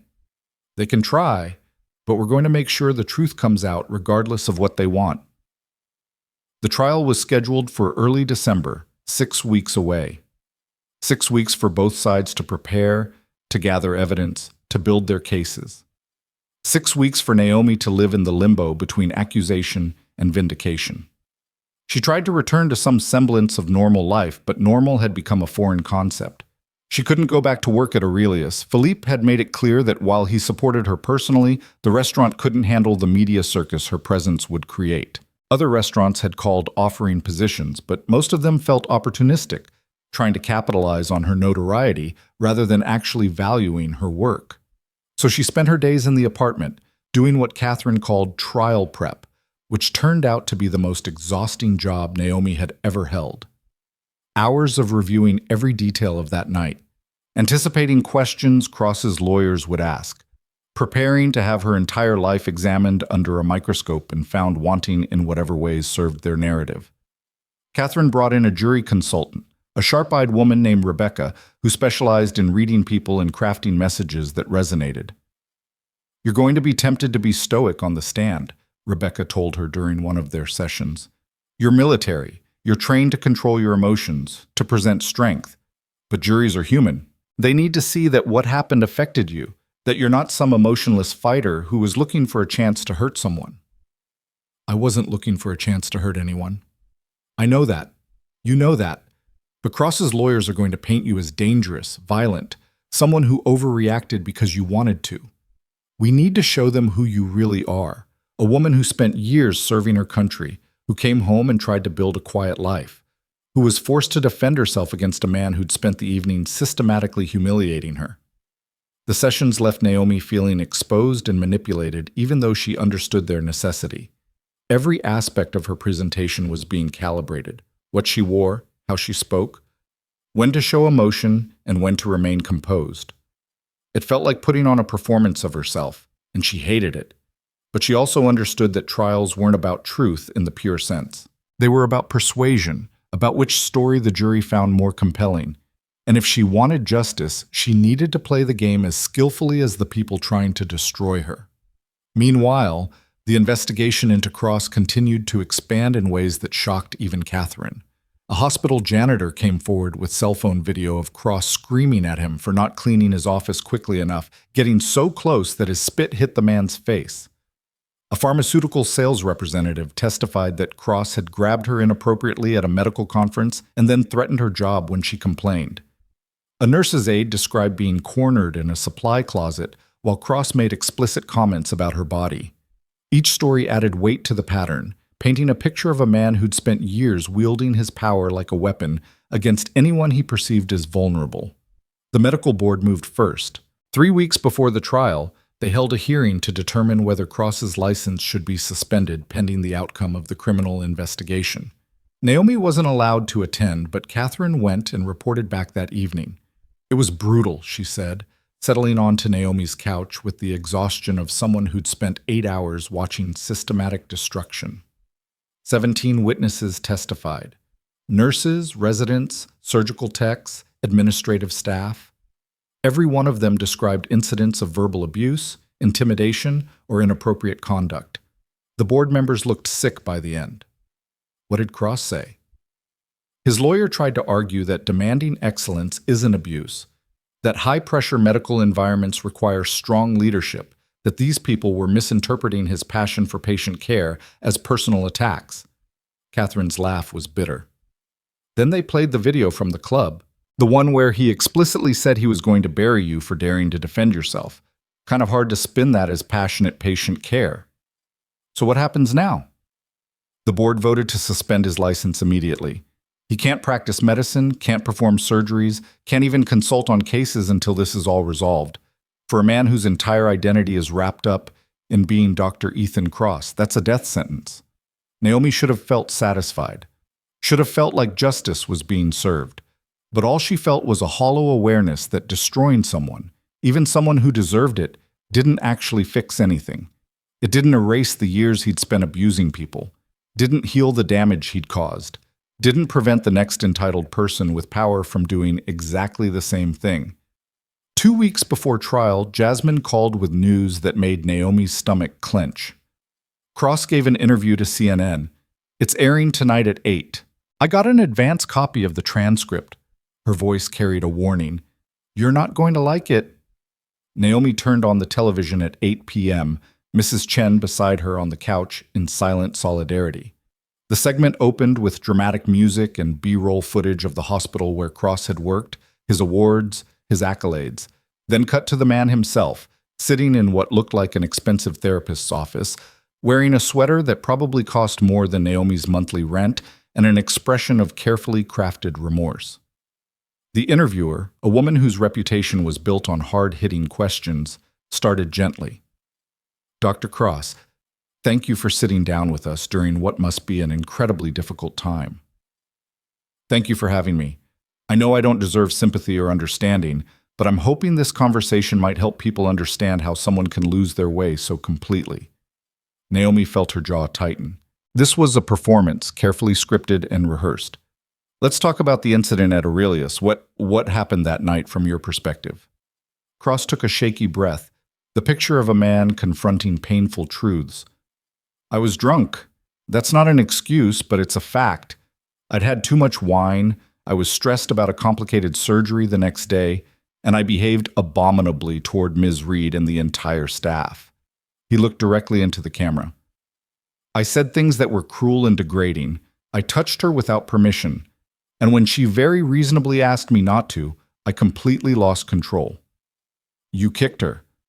I did, and I will regret that action for the rest of my life.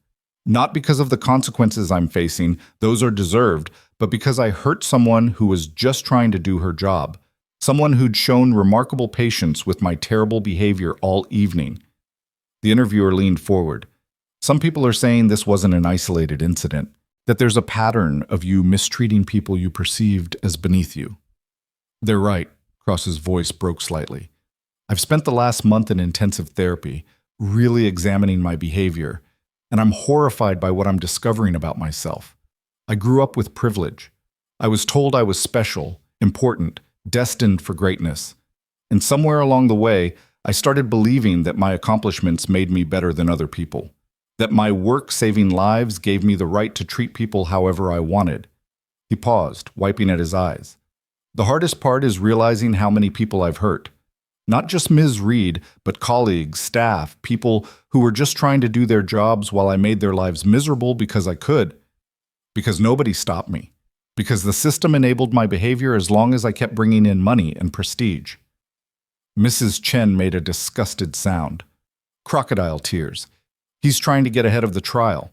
Shh, Naomi said, unable to look away. The interviewer pressed on. What do you want people to know? I want Ms. Reed to know that she did nothing wrong, that her response was completely justified, that I'm not fighting the lawsuit because I think I'm innocent. I'm fighting it because my lawyers tell me I have to. But honestly, I hope she wins. I hope she gets every dollar she's asking for because money is the only language people like me understand. He looked broken, defeated.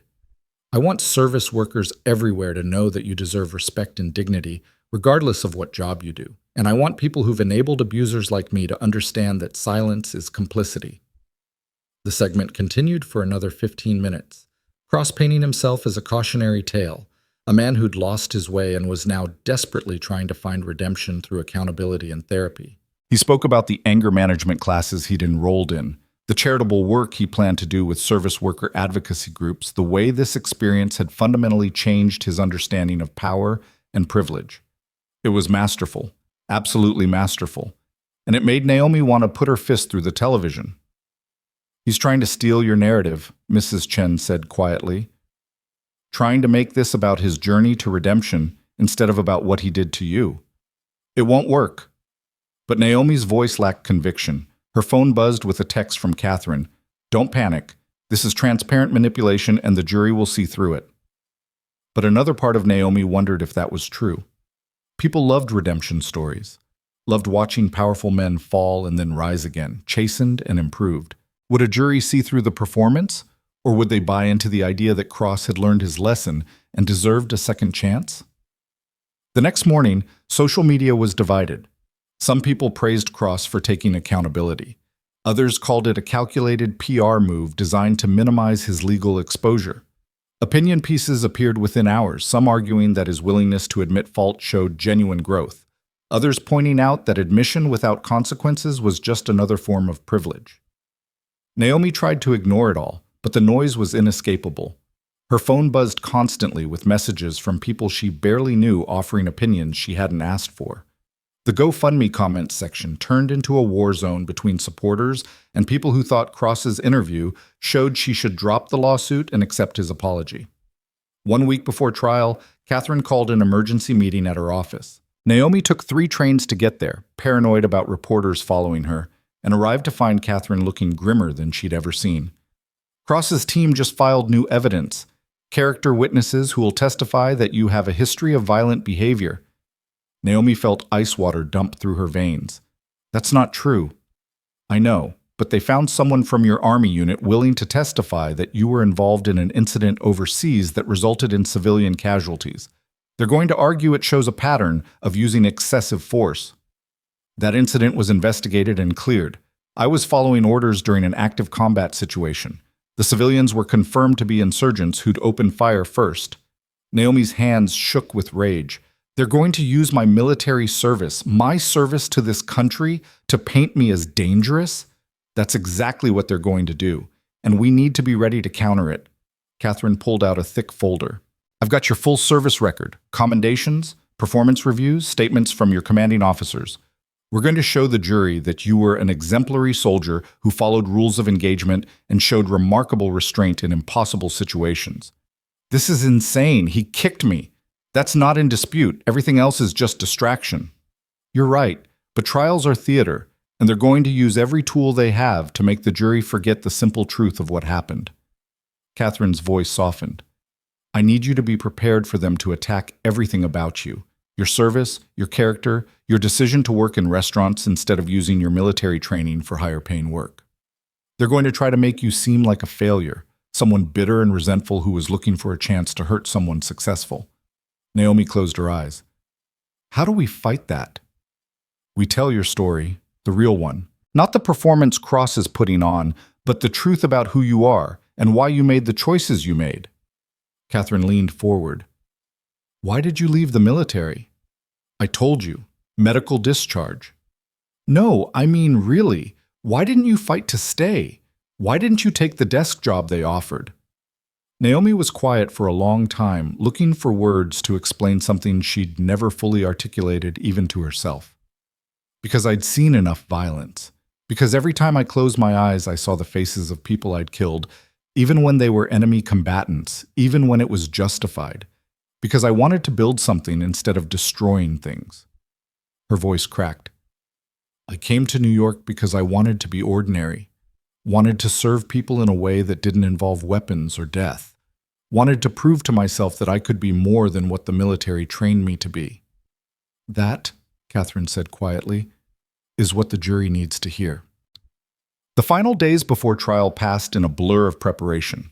Mock examinations where Catherine's associates played Cross's lawyers, asking hostile questions designed to make Naomi lose her composure. Media training to prepare for the circus outside the courthouse. Wardrobe consultations to find clothes that looked respectful without seeming like she was trying too hard. Through it all, Naomi held on to a core of anger that kept her focused. Anger at Cross for attacking her. Anger at his lawyers for trying to twist her service into something shameful. Anger at a system that forced her to perform and prove and justify when all she'd done was defend herself from assault.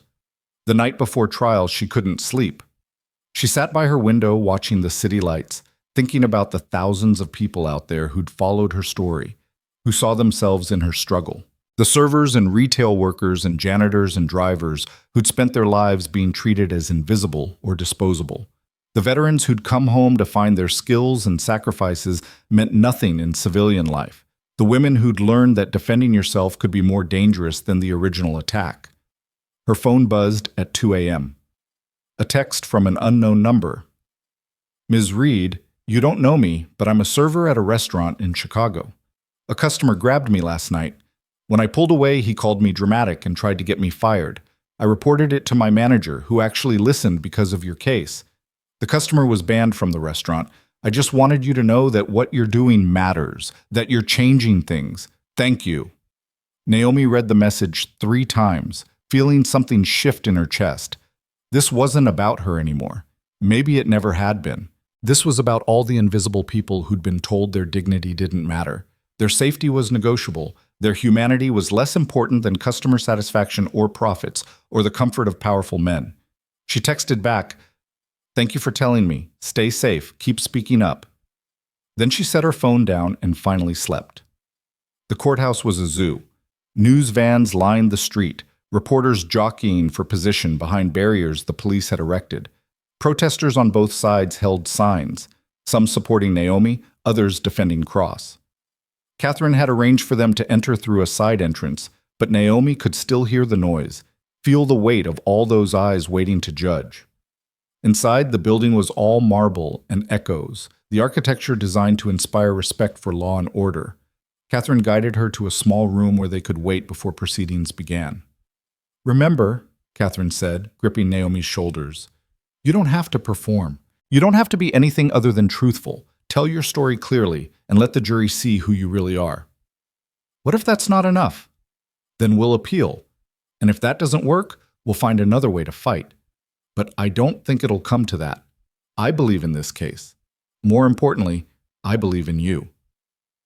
They entered the courtroom at exactly 9 a.m. The gallery was packed, every seat filled with journalists, supporters, curious observers drawn by the spectacle. Naomi took her seat at the defendant's table and forced herself to look at the other side. Ethan Cross sat at the plaintiff's table, flanked by 3 lawyers in expensive suits. He looked different from the man in the restaurant, thinner, older somehow, wearing a humble expression that probably took hours to perfect. When their eyes met across the room, he had the audacity to nod slightly, as if they were colleagues meeting for a professional engagement rather than adversaries in a battle that would determine both their futures. Naomi didn't nod back. The judge entered, a black woman in her 60s with steel-gray hair and eyes that missed nothing. Judge Valerie Morrison had a reputation for running a tight courtroom and suffering no nonsense from either side. She took her seat and surveyed the room with the authority of someone who'd seen every trick and manipulation the legal system had to offer. "This is a civil trial in the matter of Cross versus Reed," she began, her voice carrying to every corner of the room. "We will conduct ourselves with decorum and respect. This is not a media circus, despite what's happening outside. This is a court of law, and we will act accordingly." She looked directly at the gallery. "Any outbursts, any disruptions, and you will be removed and potentially held in contempt. Am I clear?" A murmur of agreement rippled through the room. "Good. Counsel, are you ready to proceed?" Cross's lead attorney stood, a silver-haired man named Thomas Ashford, whose reputation was built on defending powerful people from consequences. His opening statement was exactly what Naomi expected: smooth, sympathetic, painting Cross as a flawed human who'd made terrible mistakes while under the influence, but who'd taken full responsibility and was now being victimized by a woman with military combat training who'd used excessive force against a civilian. "Dr. Cross is not claiming he's blameless," Ashford said, his voice reasonable and measured. "He was drunk. He was inappropriate. He created a situation that never should have happened. But being drunk and rude does not give someone license to assault you. Ms. Reed had options. She could have stepped back, called for help, used her words to de-escalate. Instead, she chose violence. And not just any violence, but a precisely calculated strike designed to incapacitate. That goes beyond self-defense into the realm of assault." He walked the jury through his version of events, emphasizing Cross's intoxication, minimizing the kick as a drunken stumble, and characterizing Naomi's response as a trained soldier attacking a civilian. When he finished, Catherine stood for the defense's opening statement. She was shorter than Ashford, less polished, wearing a suit that was nice but not ostentatious. But when she spoke, the room leaned in. "Members of the jury, my colleague would have you believe this case is complicated. It's not. A man assaulted a woman. She defended herself. That's it. That's the entire story." Catherine's voice was clear, direct. "Everything else, Dr. Cross's accomplishments, his subsequent apologies, his therapy sessions, is noise designed to distract you from that simple truth? She walked them through the evening, detail by detail. The systematic humiliation Cross had inflicted on Naomi, the escalating pattern of abuse, the moment he'd kicked her with sufficient force to cause injury. Ms. Reed didn't want to fight. She wanted to go home after her shift, but Dr. Cross decided her dignity didn't matter, her safety didn't matter, her humanity didn't matter. And when she dared to defend herself, he decided to use his money and power to destroy her life. Catherine paused, letting that sink in. This trial is about accountability. It's about whether powerful people get to abuse vulnerable ones without consequence. And it's about whether a woman has the right to defend herself when a man twice her size attacks her. She returned to her seat, and Naomi felt a surge of gratitude for this woman who'd taken her case pro bono, who'd spent weeks preparing, who believed in the simple truth of what had happened. Judge Morrison checked her watch. We'll take a 15-minute recess, then begin with testimony. Counsel, be ready with your first witness. The recess felt like an eternity and an instant simultaneously. Naomi used the bathroom, splashed water on her face, tried to calm the racing of her heart. When she returned to the courtroom, Catherine was conferring with her associates, making last-minute adjustments to strategy. You're going to testify first, Catherine told her. Get your story on record before they start bringing in their character witnesses and expert testimony. The jury needs to hear from you directly, see you as a person rather than a symbol. Naomi nodded, her mouth too dry to speak. Judge Morrison returned, and the bailiff called the court to order. The defense calls Naomi Reed to the stand. Naomi stood on shaking legs and walked to the witness box. The bailiff swore her in, and she sat facing the courtroom, feeling the weight of hundreds of eyes on her. In the gallery, she spotted Mrs. Chen, Jasmine, several of the servers who'd come forward about Cross's abuse, people who believed her, people who were counting on her. Catherine approached with a gentle smile. Ms. Reed, thank you for being here. I know this is difficult. Let's start at the beginning. Can you tell the jury about your background? So Naomi did. She told them about growing up in Detroit, about joining the Army at 18, about the years of training and deployment and service. She told them about the injury that ended her military career and the decision to start over in New York. She told them about working her way through various service jobs, about finally landing the position at Aurelius, about believing she'd found some stability. Catherine guided her through the testimony with care, asking questions that allowed Naomi to explain in her own words what had happened that October evening.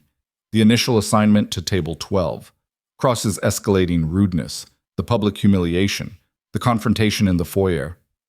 When Dr. Cross touched your shoulder, what did you do? I asked him politely not to touch me. And how did he respond? He got angry, started saying I didn't know my place, that I needed to be taught a lesson. What happened next? Naomi took a breath, steadying herself. He kicked at me. A full-force kick aimed at my midsection. I caught his leg and struck him in the solar plexus to stop the attack. Why did you choose that specific target? Because it immediately incapacitates without causing permanent injury. It's the safest way to stop someone who's attacking you. Did you have other options? In the split second I had to react? No. Stepping back wouldn't have prevented the kick from landing. Calling for help wouldn't have stopped the attack in progress. I used the option my training provided, stop the threat with minimum necessary force. Catherine nodded. After Dr. Cross went down, what did you do? Nothing. I stayed exactly where I was and waited for help to arrive. You didn't strike him again? No. Didn't pursue him or attempt to cause further harm? No. The threat was over. There was no justification for additional force. Catherine walked her through the aftermath. The police arrival, the media attention, the offers to settle.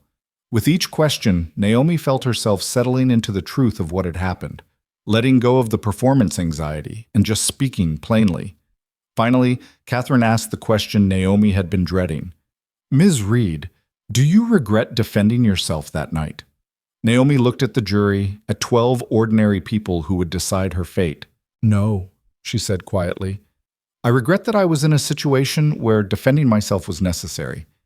I regret that a man felt entitled to assault me because I asked him not to touch me, but I don't regret stopping him from hurting me. I would make the same choice again. Catherine smiled. Thank you, Ms. Reed. No further questions. Now came the hard part. Thomas Ashford stood, adjusting his cufflinks, and approached with the confidence of a predator who'd spotted wounded prey. "Ms. Reed, you served in the Army, correct?" "Yes." "In what capacity?" "Close protection specialist, executive security." "That sounds very official. Can you explain in layman's terms what that means?" "I protected high-value personnel in combat zones." "And this protection, did it involve violence?" "When necessary to prevent harm to those I was protecting, yes." Ashford nodded slowly, as if this confirmed something. "How many people have you killed, Ms. Reed?" Catherine was on her feet immediately. "Objection, Your Honor. Relevance? I'm establishing the defendant's familiarity with violence and her capacity to cause harm." Judge Morrison considered. "I'll allow it, but keep it relevant, Counselor." Ashford turned back to Naomi. "The question stands. How many people have you killed?" Naomi met his eyes, refusing to be ashamed of service that had been honorable even when it had been brutal. "I was involved in several combat situations that resulted in enemy casualties. I don't have an exact count. That's not information we typically track or discuss. But it's more than one person? Yes? More than 5? I'm not going to quantify my military service for your spectacle." Ashford's smile was thin. "So we've established you're someone comfortable with violence, someone trained to kill.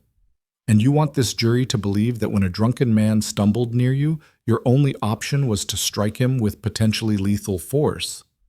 "I didn't use potentially lethal force. I used precisely calibrated non-lethal force to stop an attack."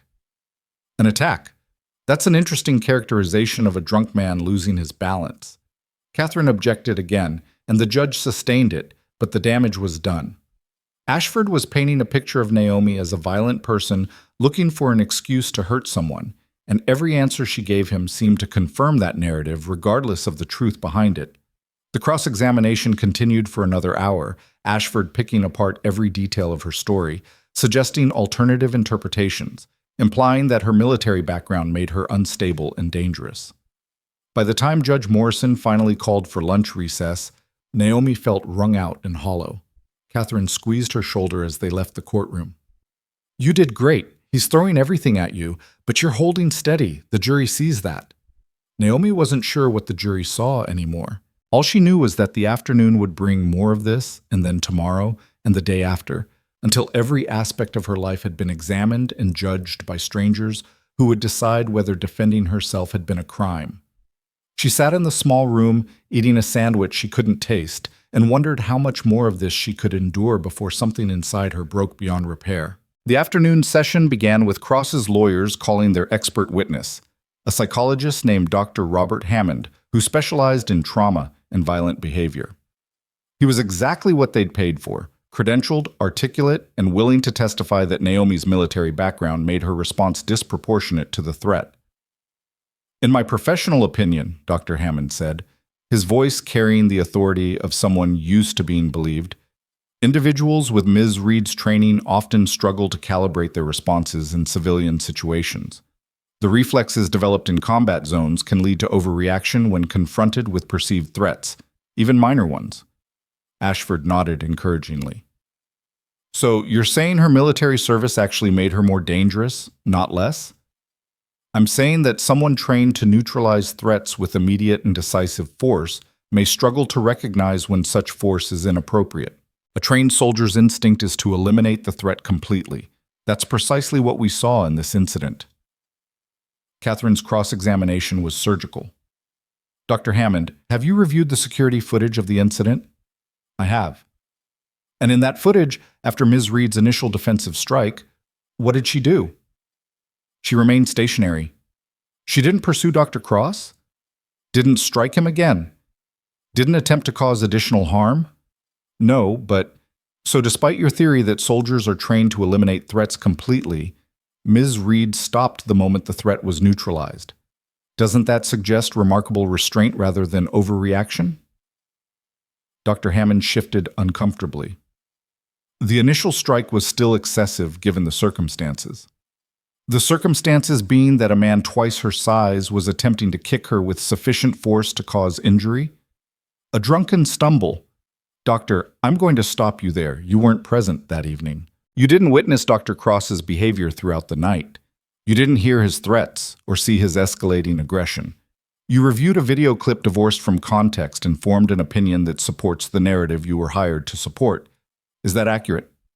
Ashford objected, but Judge Morrison allowed Catherine to continue. By the time she finished, Dr. Hammond's credibility had been shredded. His testimony revealed as the paid opinion it was rather than objective expertise. The next 2 days brought a parade of witnesses from both sides. Servers who'd worked with Naomi testified to her calm professionalism and the extreme patience she'd shown with difficult customers. Staff from Aurelius described Cross's behavior that evening: the systematic humiliation, the escalating aggression. The restaurant's manager, Philippe, took the stand looking deeply uncomfortable and admitted that he'd received complaints about Cross before but had never acted on them because the doctor was too valuable a customer. So you knowingly allowed an abusive patron to continue dining at your establishment because he spent money? Catherine asked, her voice sharp. We tried to manage the situations discreetly, Philippe said, not meeting anyone's eyes. By manage discreetly, you mean you told your staff to tolerate abuse? I mean, we attempted to accommodate all parties. And on the night in question, when Dr. Cross was publicly humiliating Ms. Reed, what did you do? I removed her from the table and took over service myself. So you rewarded his behavior by giving him exactly what he wanted, the removal of the server he'd been targeting. Philippe had no answer for that. Cross's lawyers brought in character witnesses who testified to his surgical brilliance, his charitable donations, his contributions to medical research. They painted a picture of a man who'd dedicated his life to saving others, who'd made a terrible mistake during a moment of weakness, who'd taken full responsibility and deserved a chance at redemption. Then Catherine called Patricia Hemmings to the stand. The server who'd held the first press conference walked to the witness box with quiet dignity. She dressed carefully, professional but not fancy, the uniform of someone who worked for a living and wasn't ashamed of it.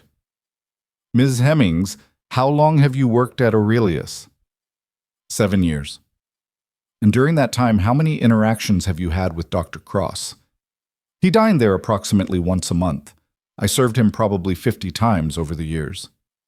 Can you describe his typical behavior? Patricia took a breath, steadying herself. He was demanding, condescending. He treated servers like we were barely human, but the incident I remember most clearly happened about 3 years ago. She described being grabbed, Cross's hand on her waist, sliding lower, the explicit comment he'd made about what he'd like to do with her, the way she'd frozen, uncertain how to respond without losing her job, the complaint she'd filed that went nowhere. After you reported it, what happened? My manager told me to be more careful about how I positioned myself near tables, suggested I was sending mixed signals. Patricia's voice hardened. I was wearing a uniform. I was doing my job. There were no mixed signals. Ashford's cross-examination tried to suggest she was lying, motivated by the potential settlement money, but Patricia held firm. She had nothing to gain except the satisfaction of truth being told, and the jury could see it. Cross's lawyers brought more experts, more character witnesses, more attempts to reframe the narrative. But with each testimony, the pattern became clearer. This wasn't about one bad night.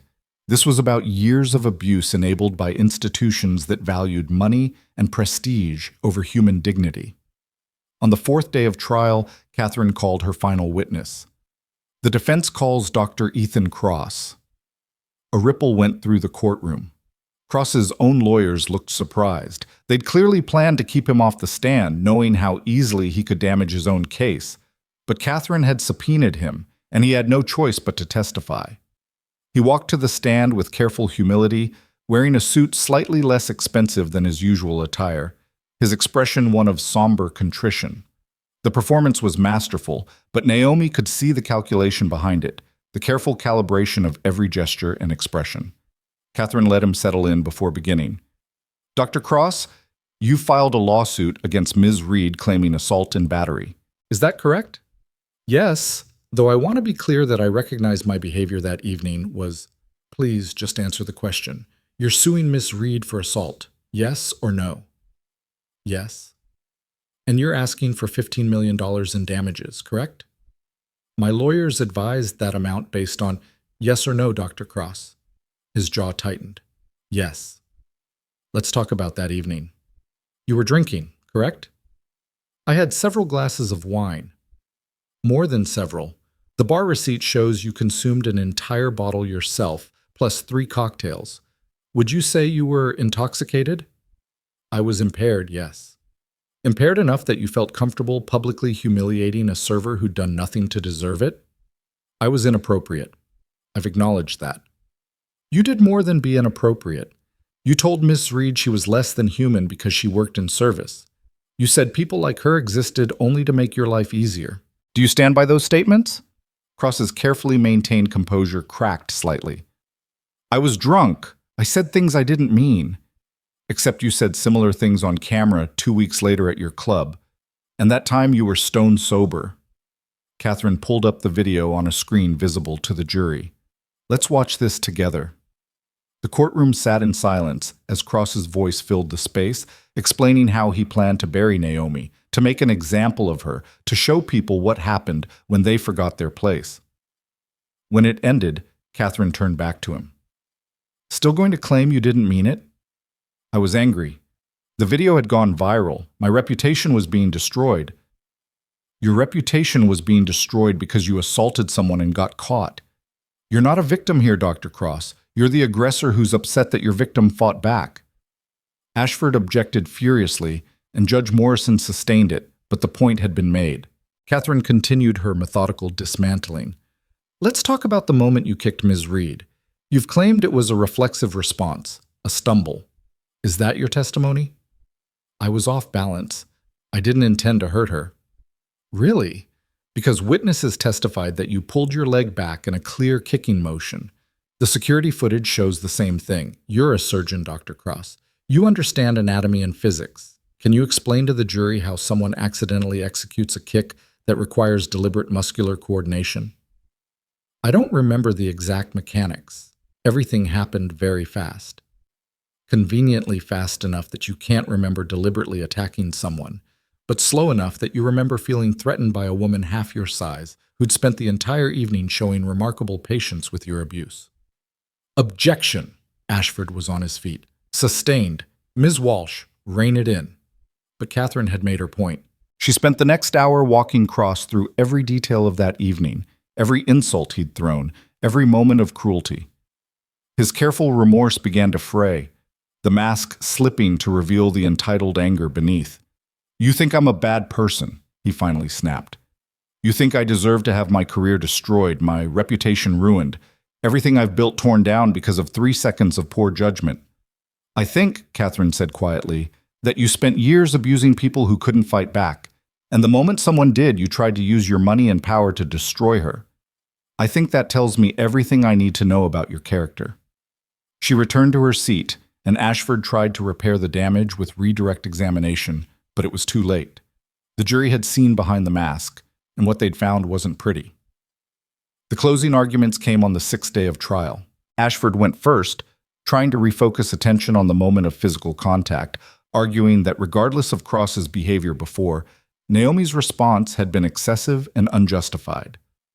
My client is not a perfect man, he said. He's admitted that.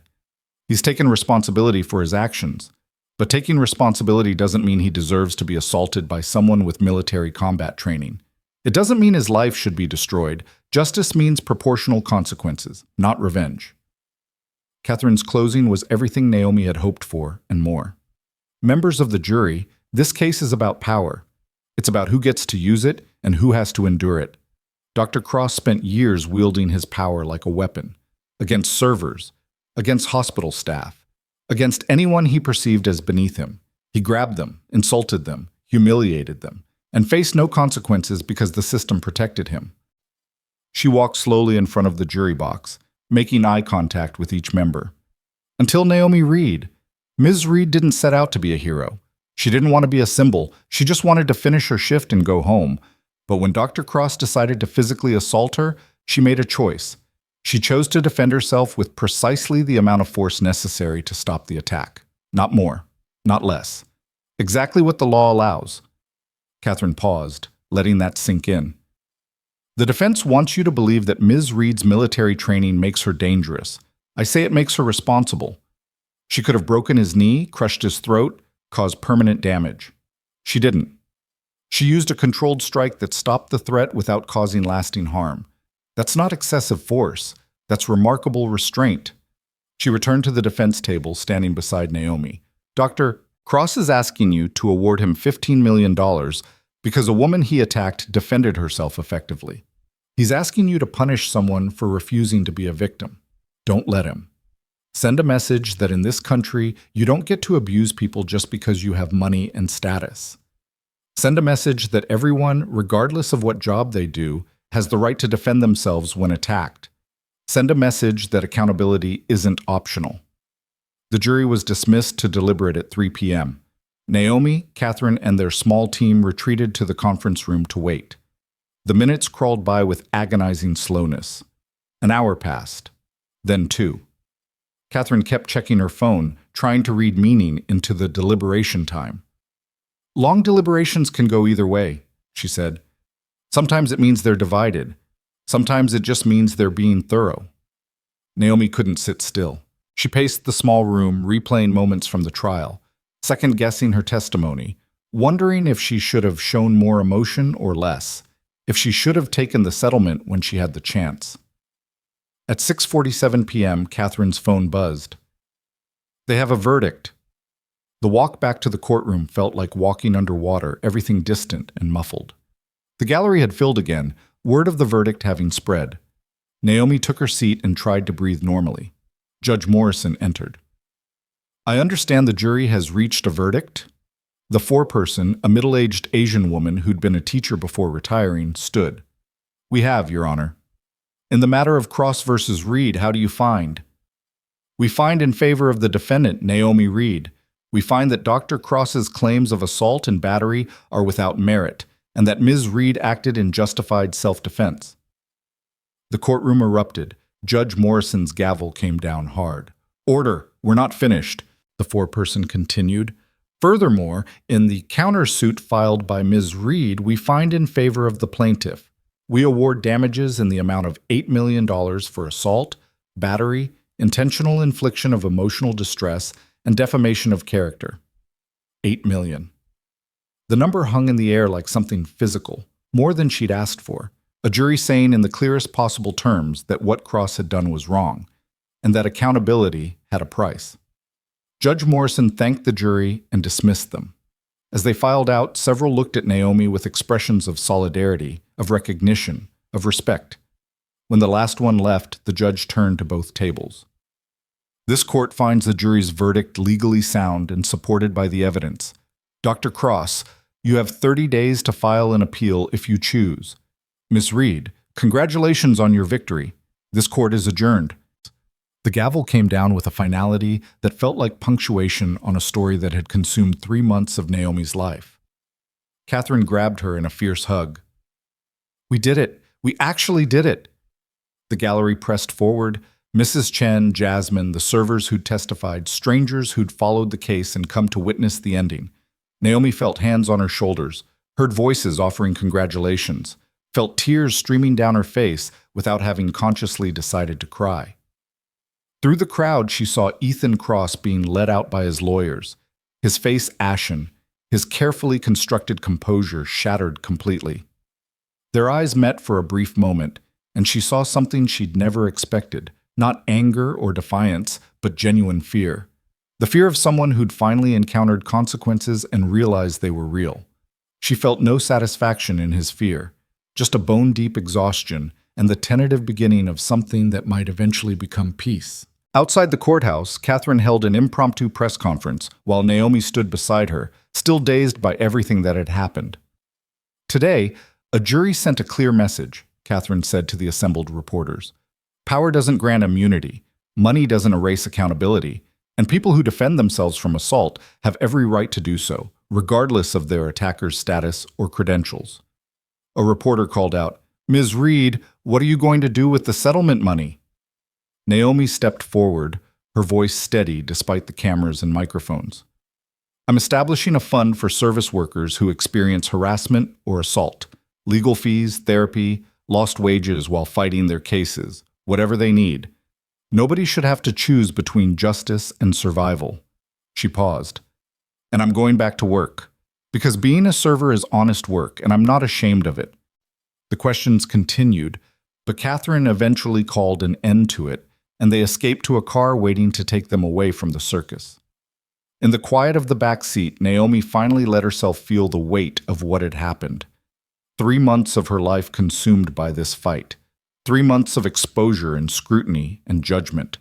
But also 3 months that had changed something fundamental about how power and accountability intersected in the service industry. Her phone buzzed constantly with messages, but one caught her eye. From Patricia Hemmings. Thank you for fighting. Because of you, I filed my own lawsuit today.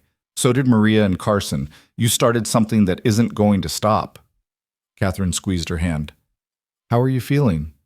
Tired, relieved, angry that it had to come to this. Naomi looked out the window at the city lights. Grateful. What's next for you?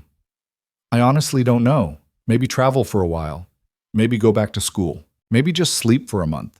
She smiled slightly. But eventually, I'll figure out what comes after this. What it means to be Naomi Reed instead of a symbol, or a defendant, or a viral video. The car dropped her at her building. Mrs. Chen had organized a small gathering in the community room. Neighbors who'd followed the trial, who'd left food by her door during the worst days, who'd simply decided she was worth protecting. She stayed for an hour, accepting congratulations and well wishes, before finally escaping to her apartment. The same tiny space she'd lived in for 6 years, but somehow different now. Evidence that you could survive being made public property and come out the other side still yourself. She made tea, sat by the window, and let herself simply exist in the quiet. No lawyers, no cameras, no strangers with opinions. Just Naomi and the city and the future spreading out ahead of her like territory waiting to be explored. Her phone buzzed one more time. A text from an unknown number that turned out to be from one of the jurors who'd somehow gotten her contact information. I'm a waitress too, 23 years in the industry. What you did mattered. Don't let anyone tell you different. Naomi smiled and set her phone aside.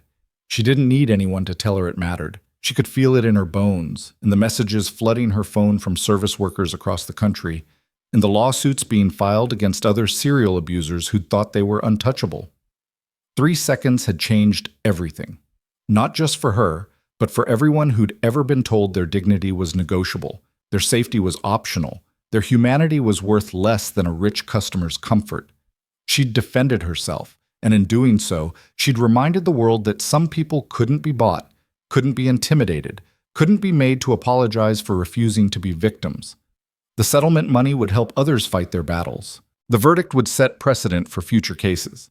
And somewhere out there, a server being harassed by an entitled customer would remember the story of Naomi Reed and find the courage to say enough. That was worth 3 months of hell. That was worth being a symbol instead of just a person. That was worth everything. 3 weeks later, Naomi walked into a new restaurant for her first shift since the trial. The owner had hired her knowing exactly who she was, believing that someone who'd fought that hard for justice would bring the same integrity to serving tables.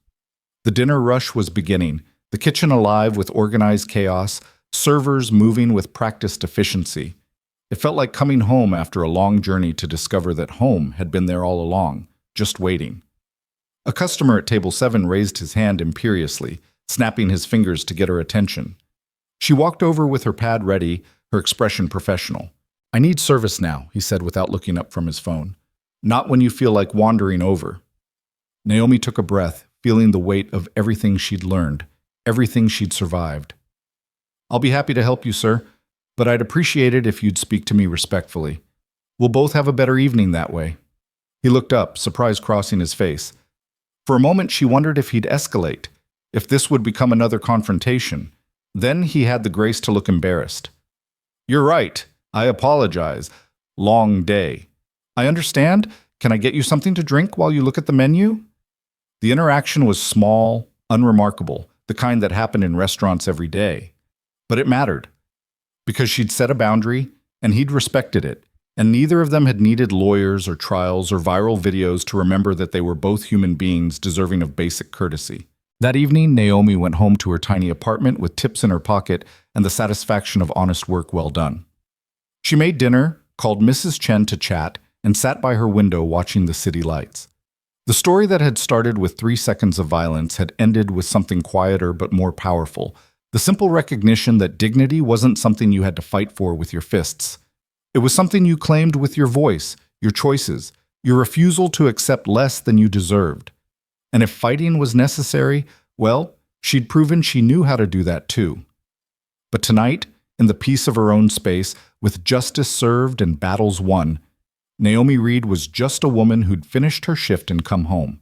Nothing more, nothing less, and exactly enough. The phone calls from Ethan Cross's lawyers had stopped. The appeals they'd threatened never materialized. Apparently, $8 million in damages was painful, but not painful enough to risk a public appeals process that would keep the story alive. Cross himself had vanished from public life. His medical license permanently revoked after the criminal investigation resulted in multiple charges of assault and harassment. The other servers who'd filed suits were winning their cases one by one, each verdict citing Naomi's trial as precedent. The fund she'd established was supporting dozens of service workers fighting their own battles against abusive employers and customers. And in restaurants across the country, something subtle had shifted.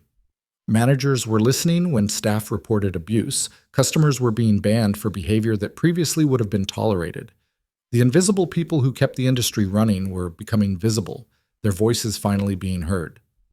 It wasn't a revolution. It was quieter than that, more incremental.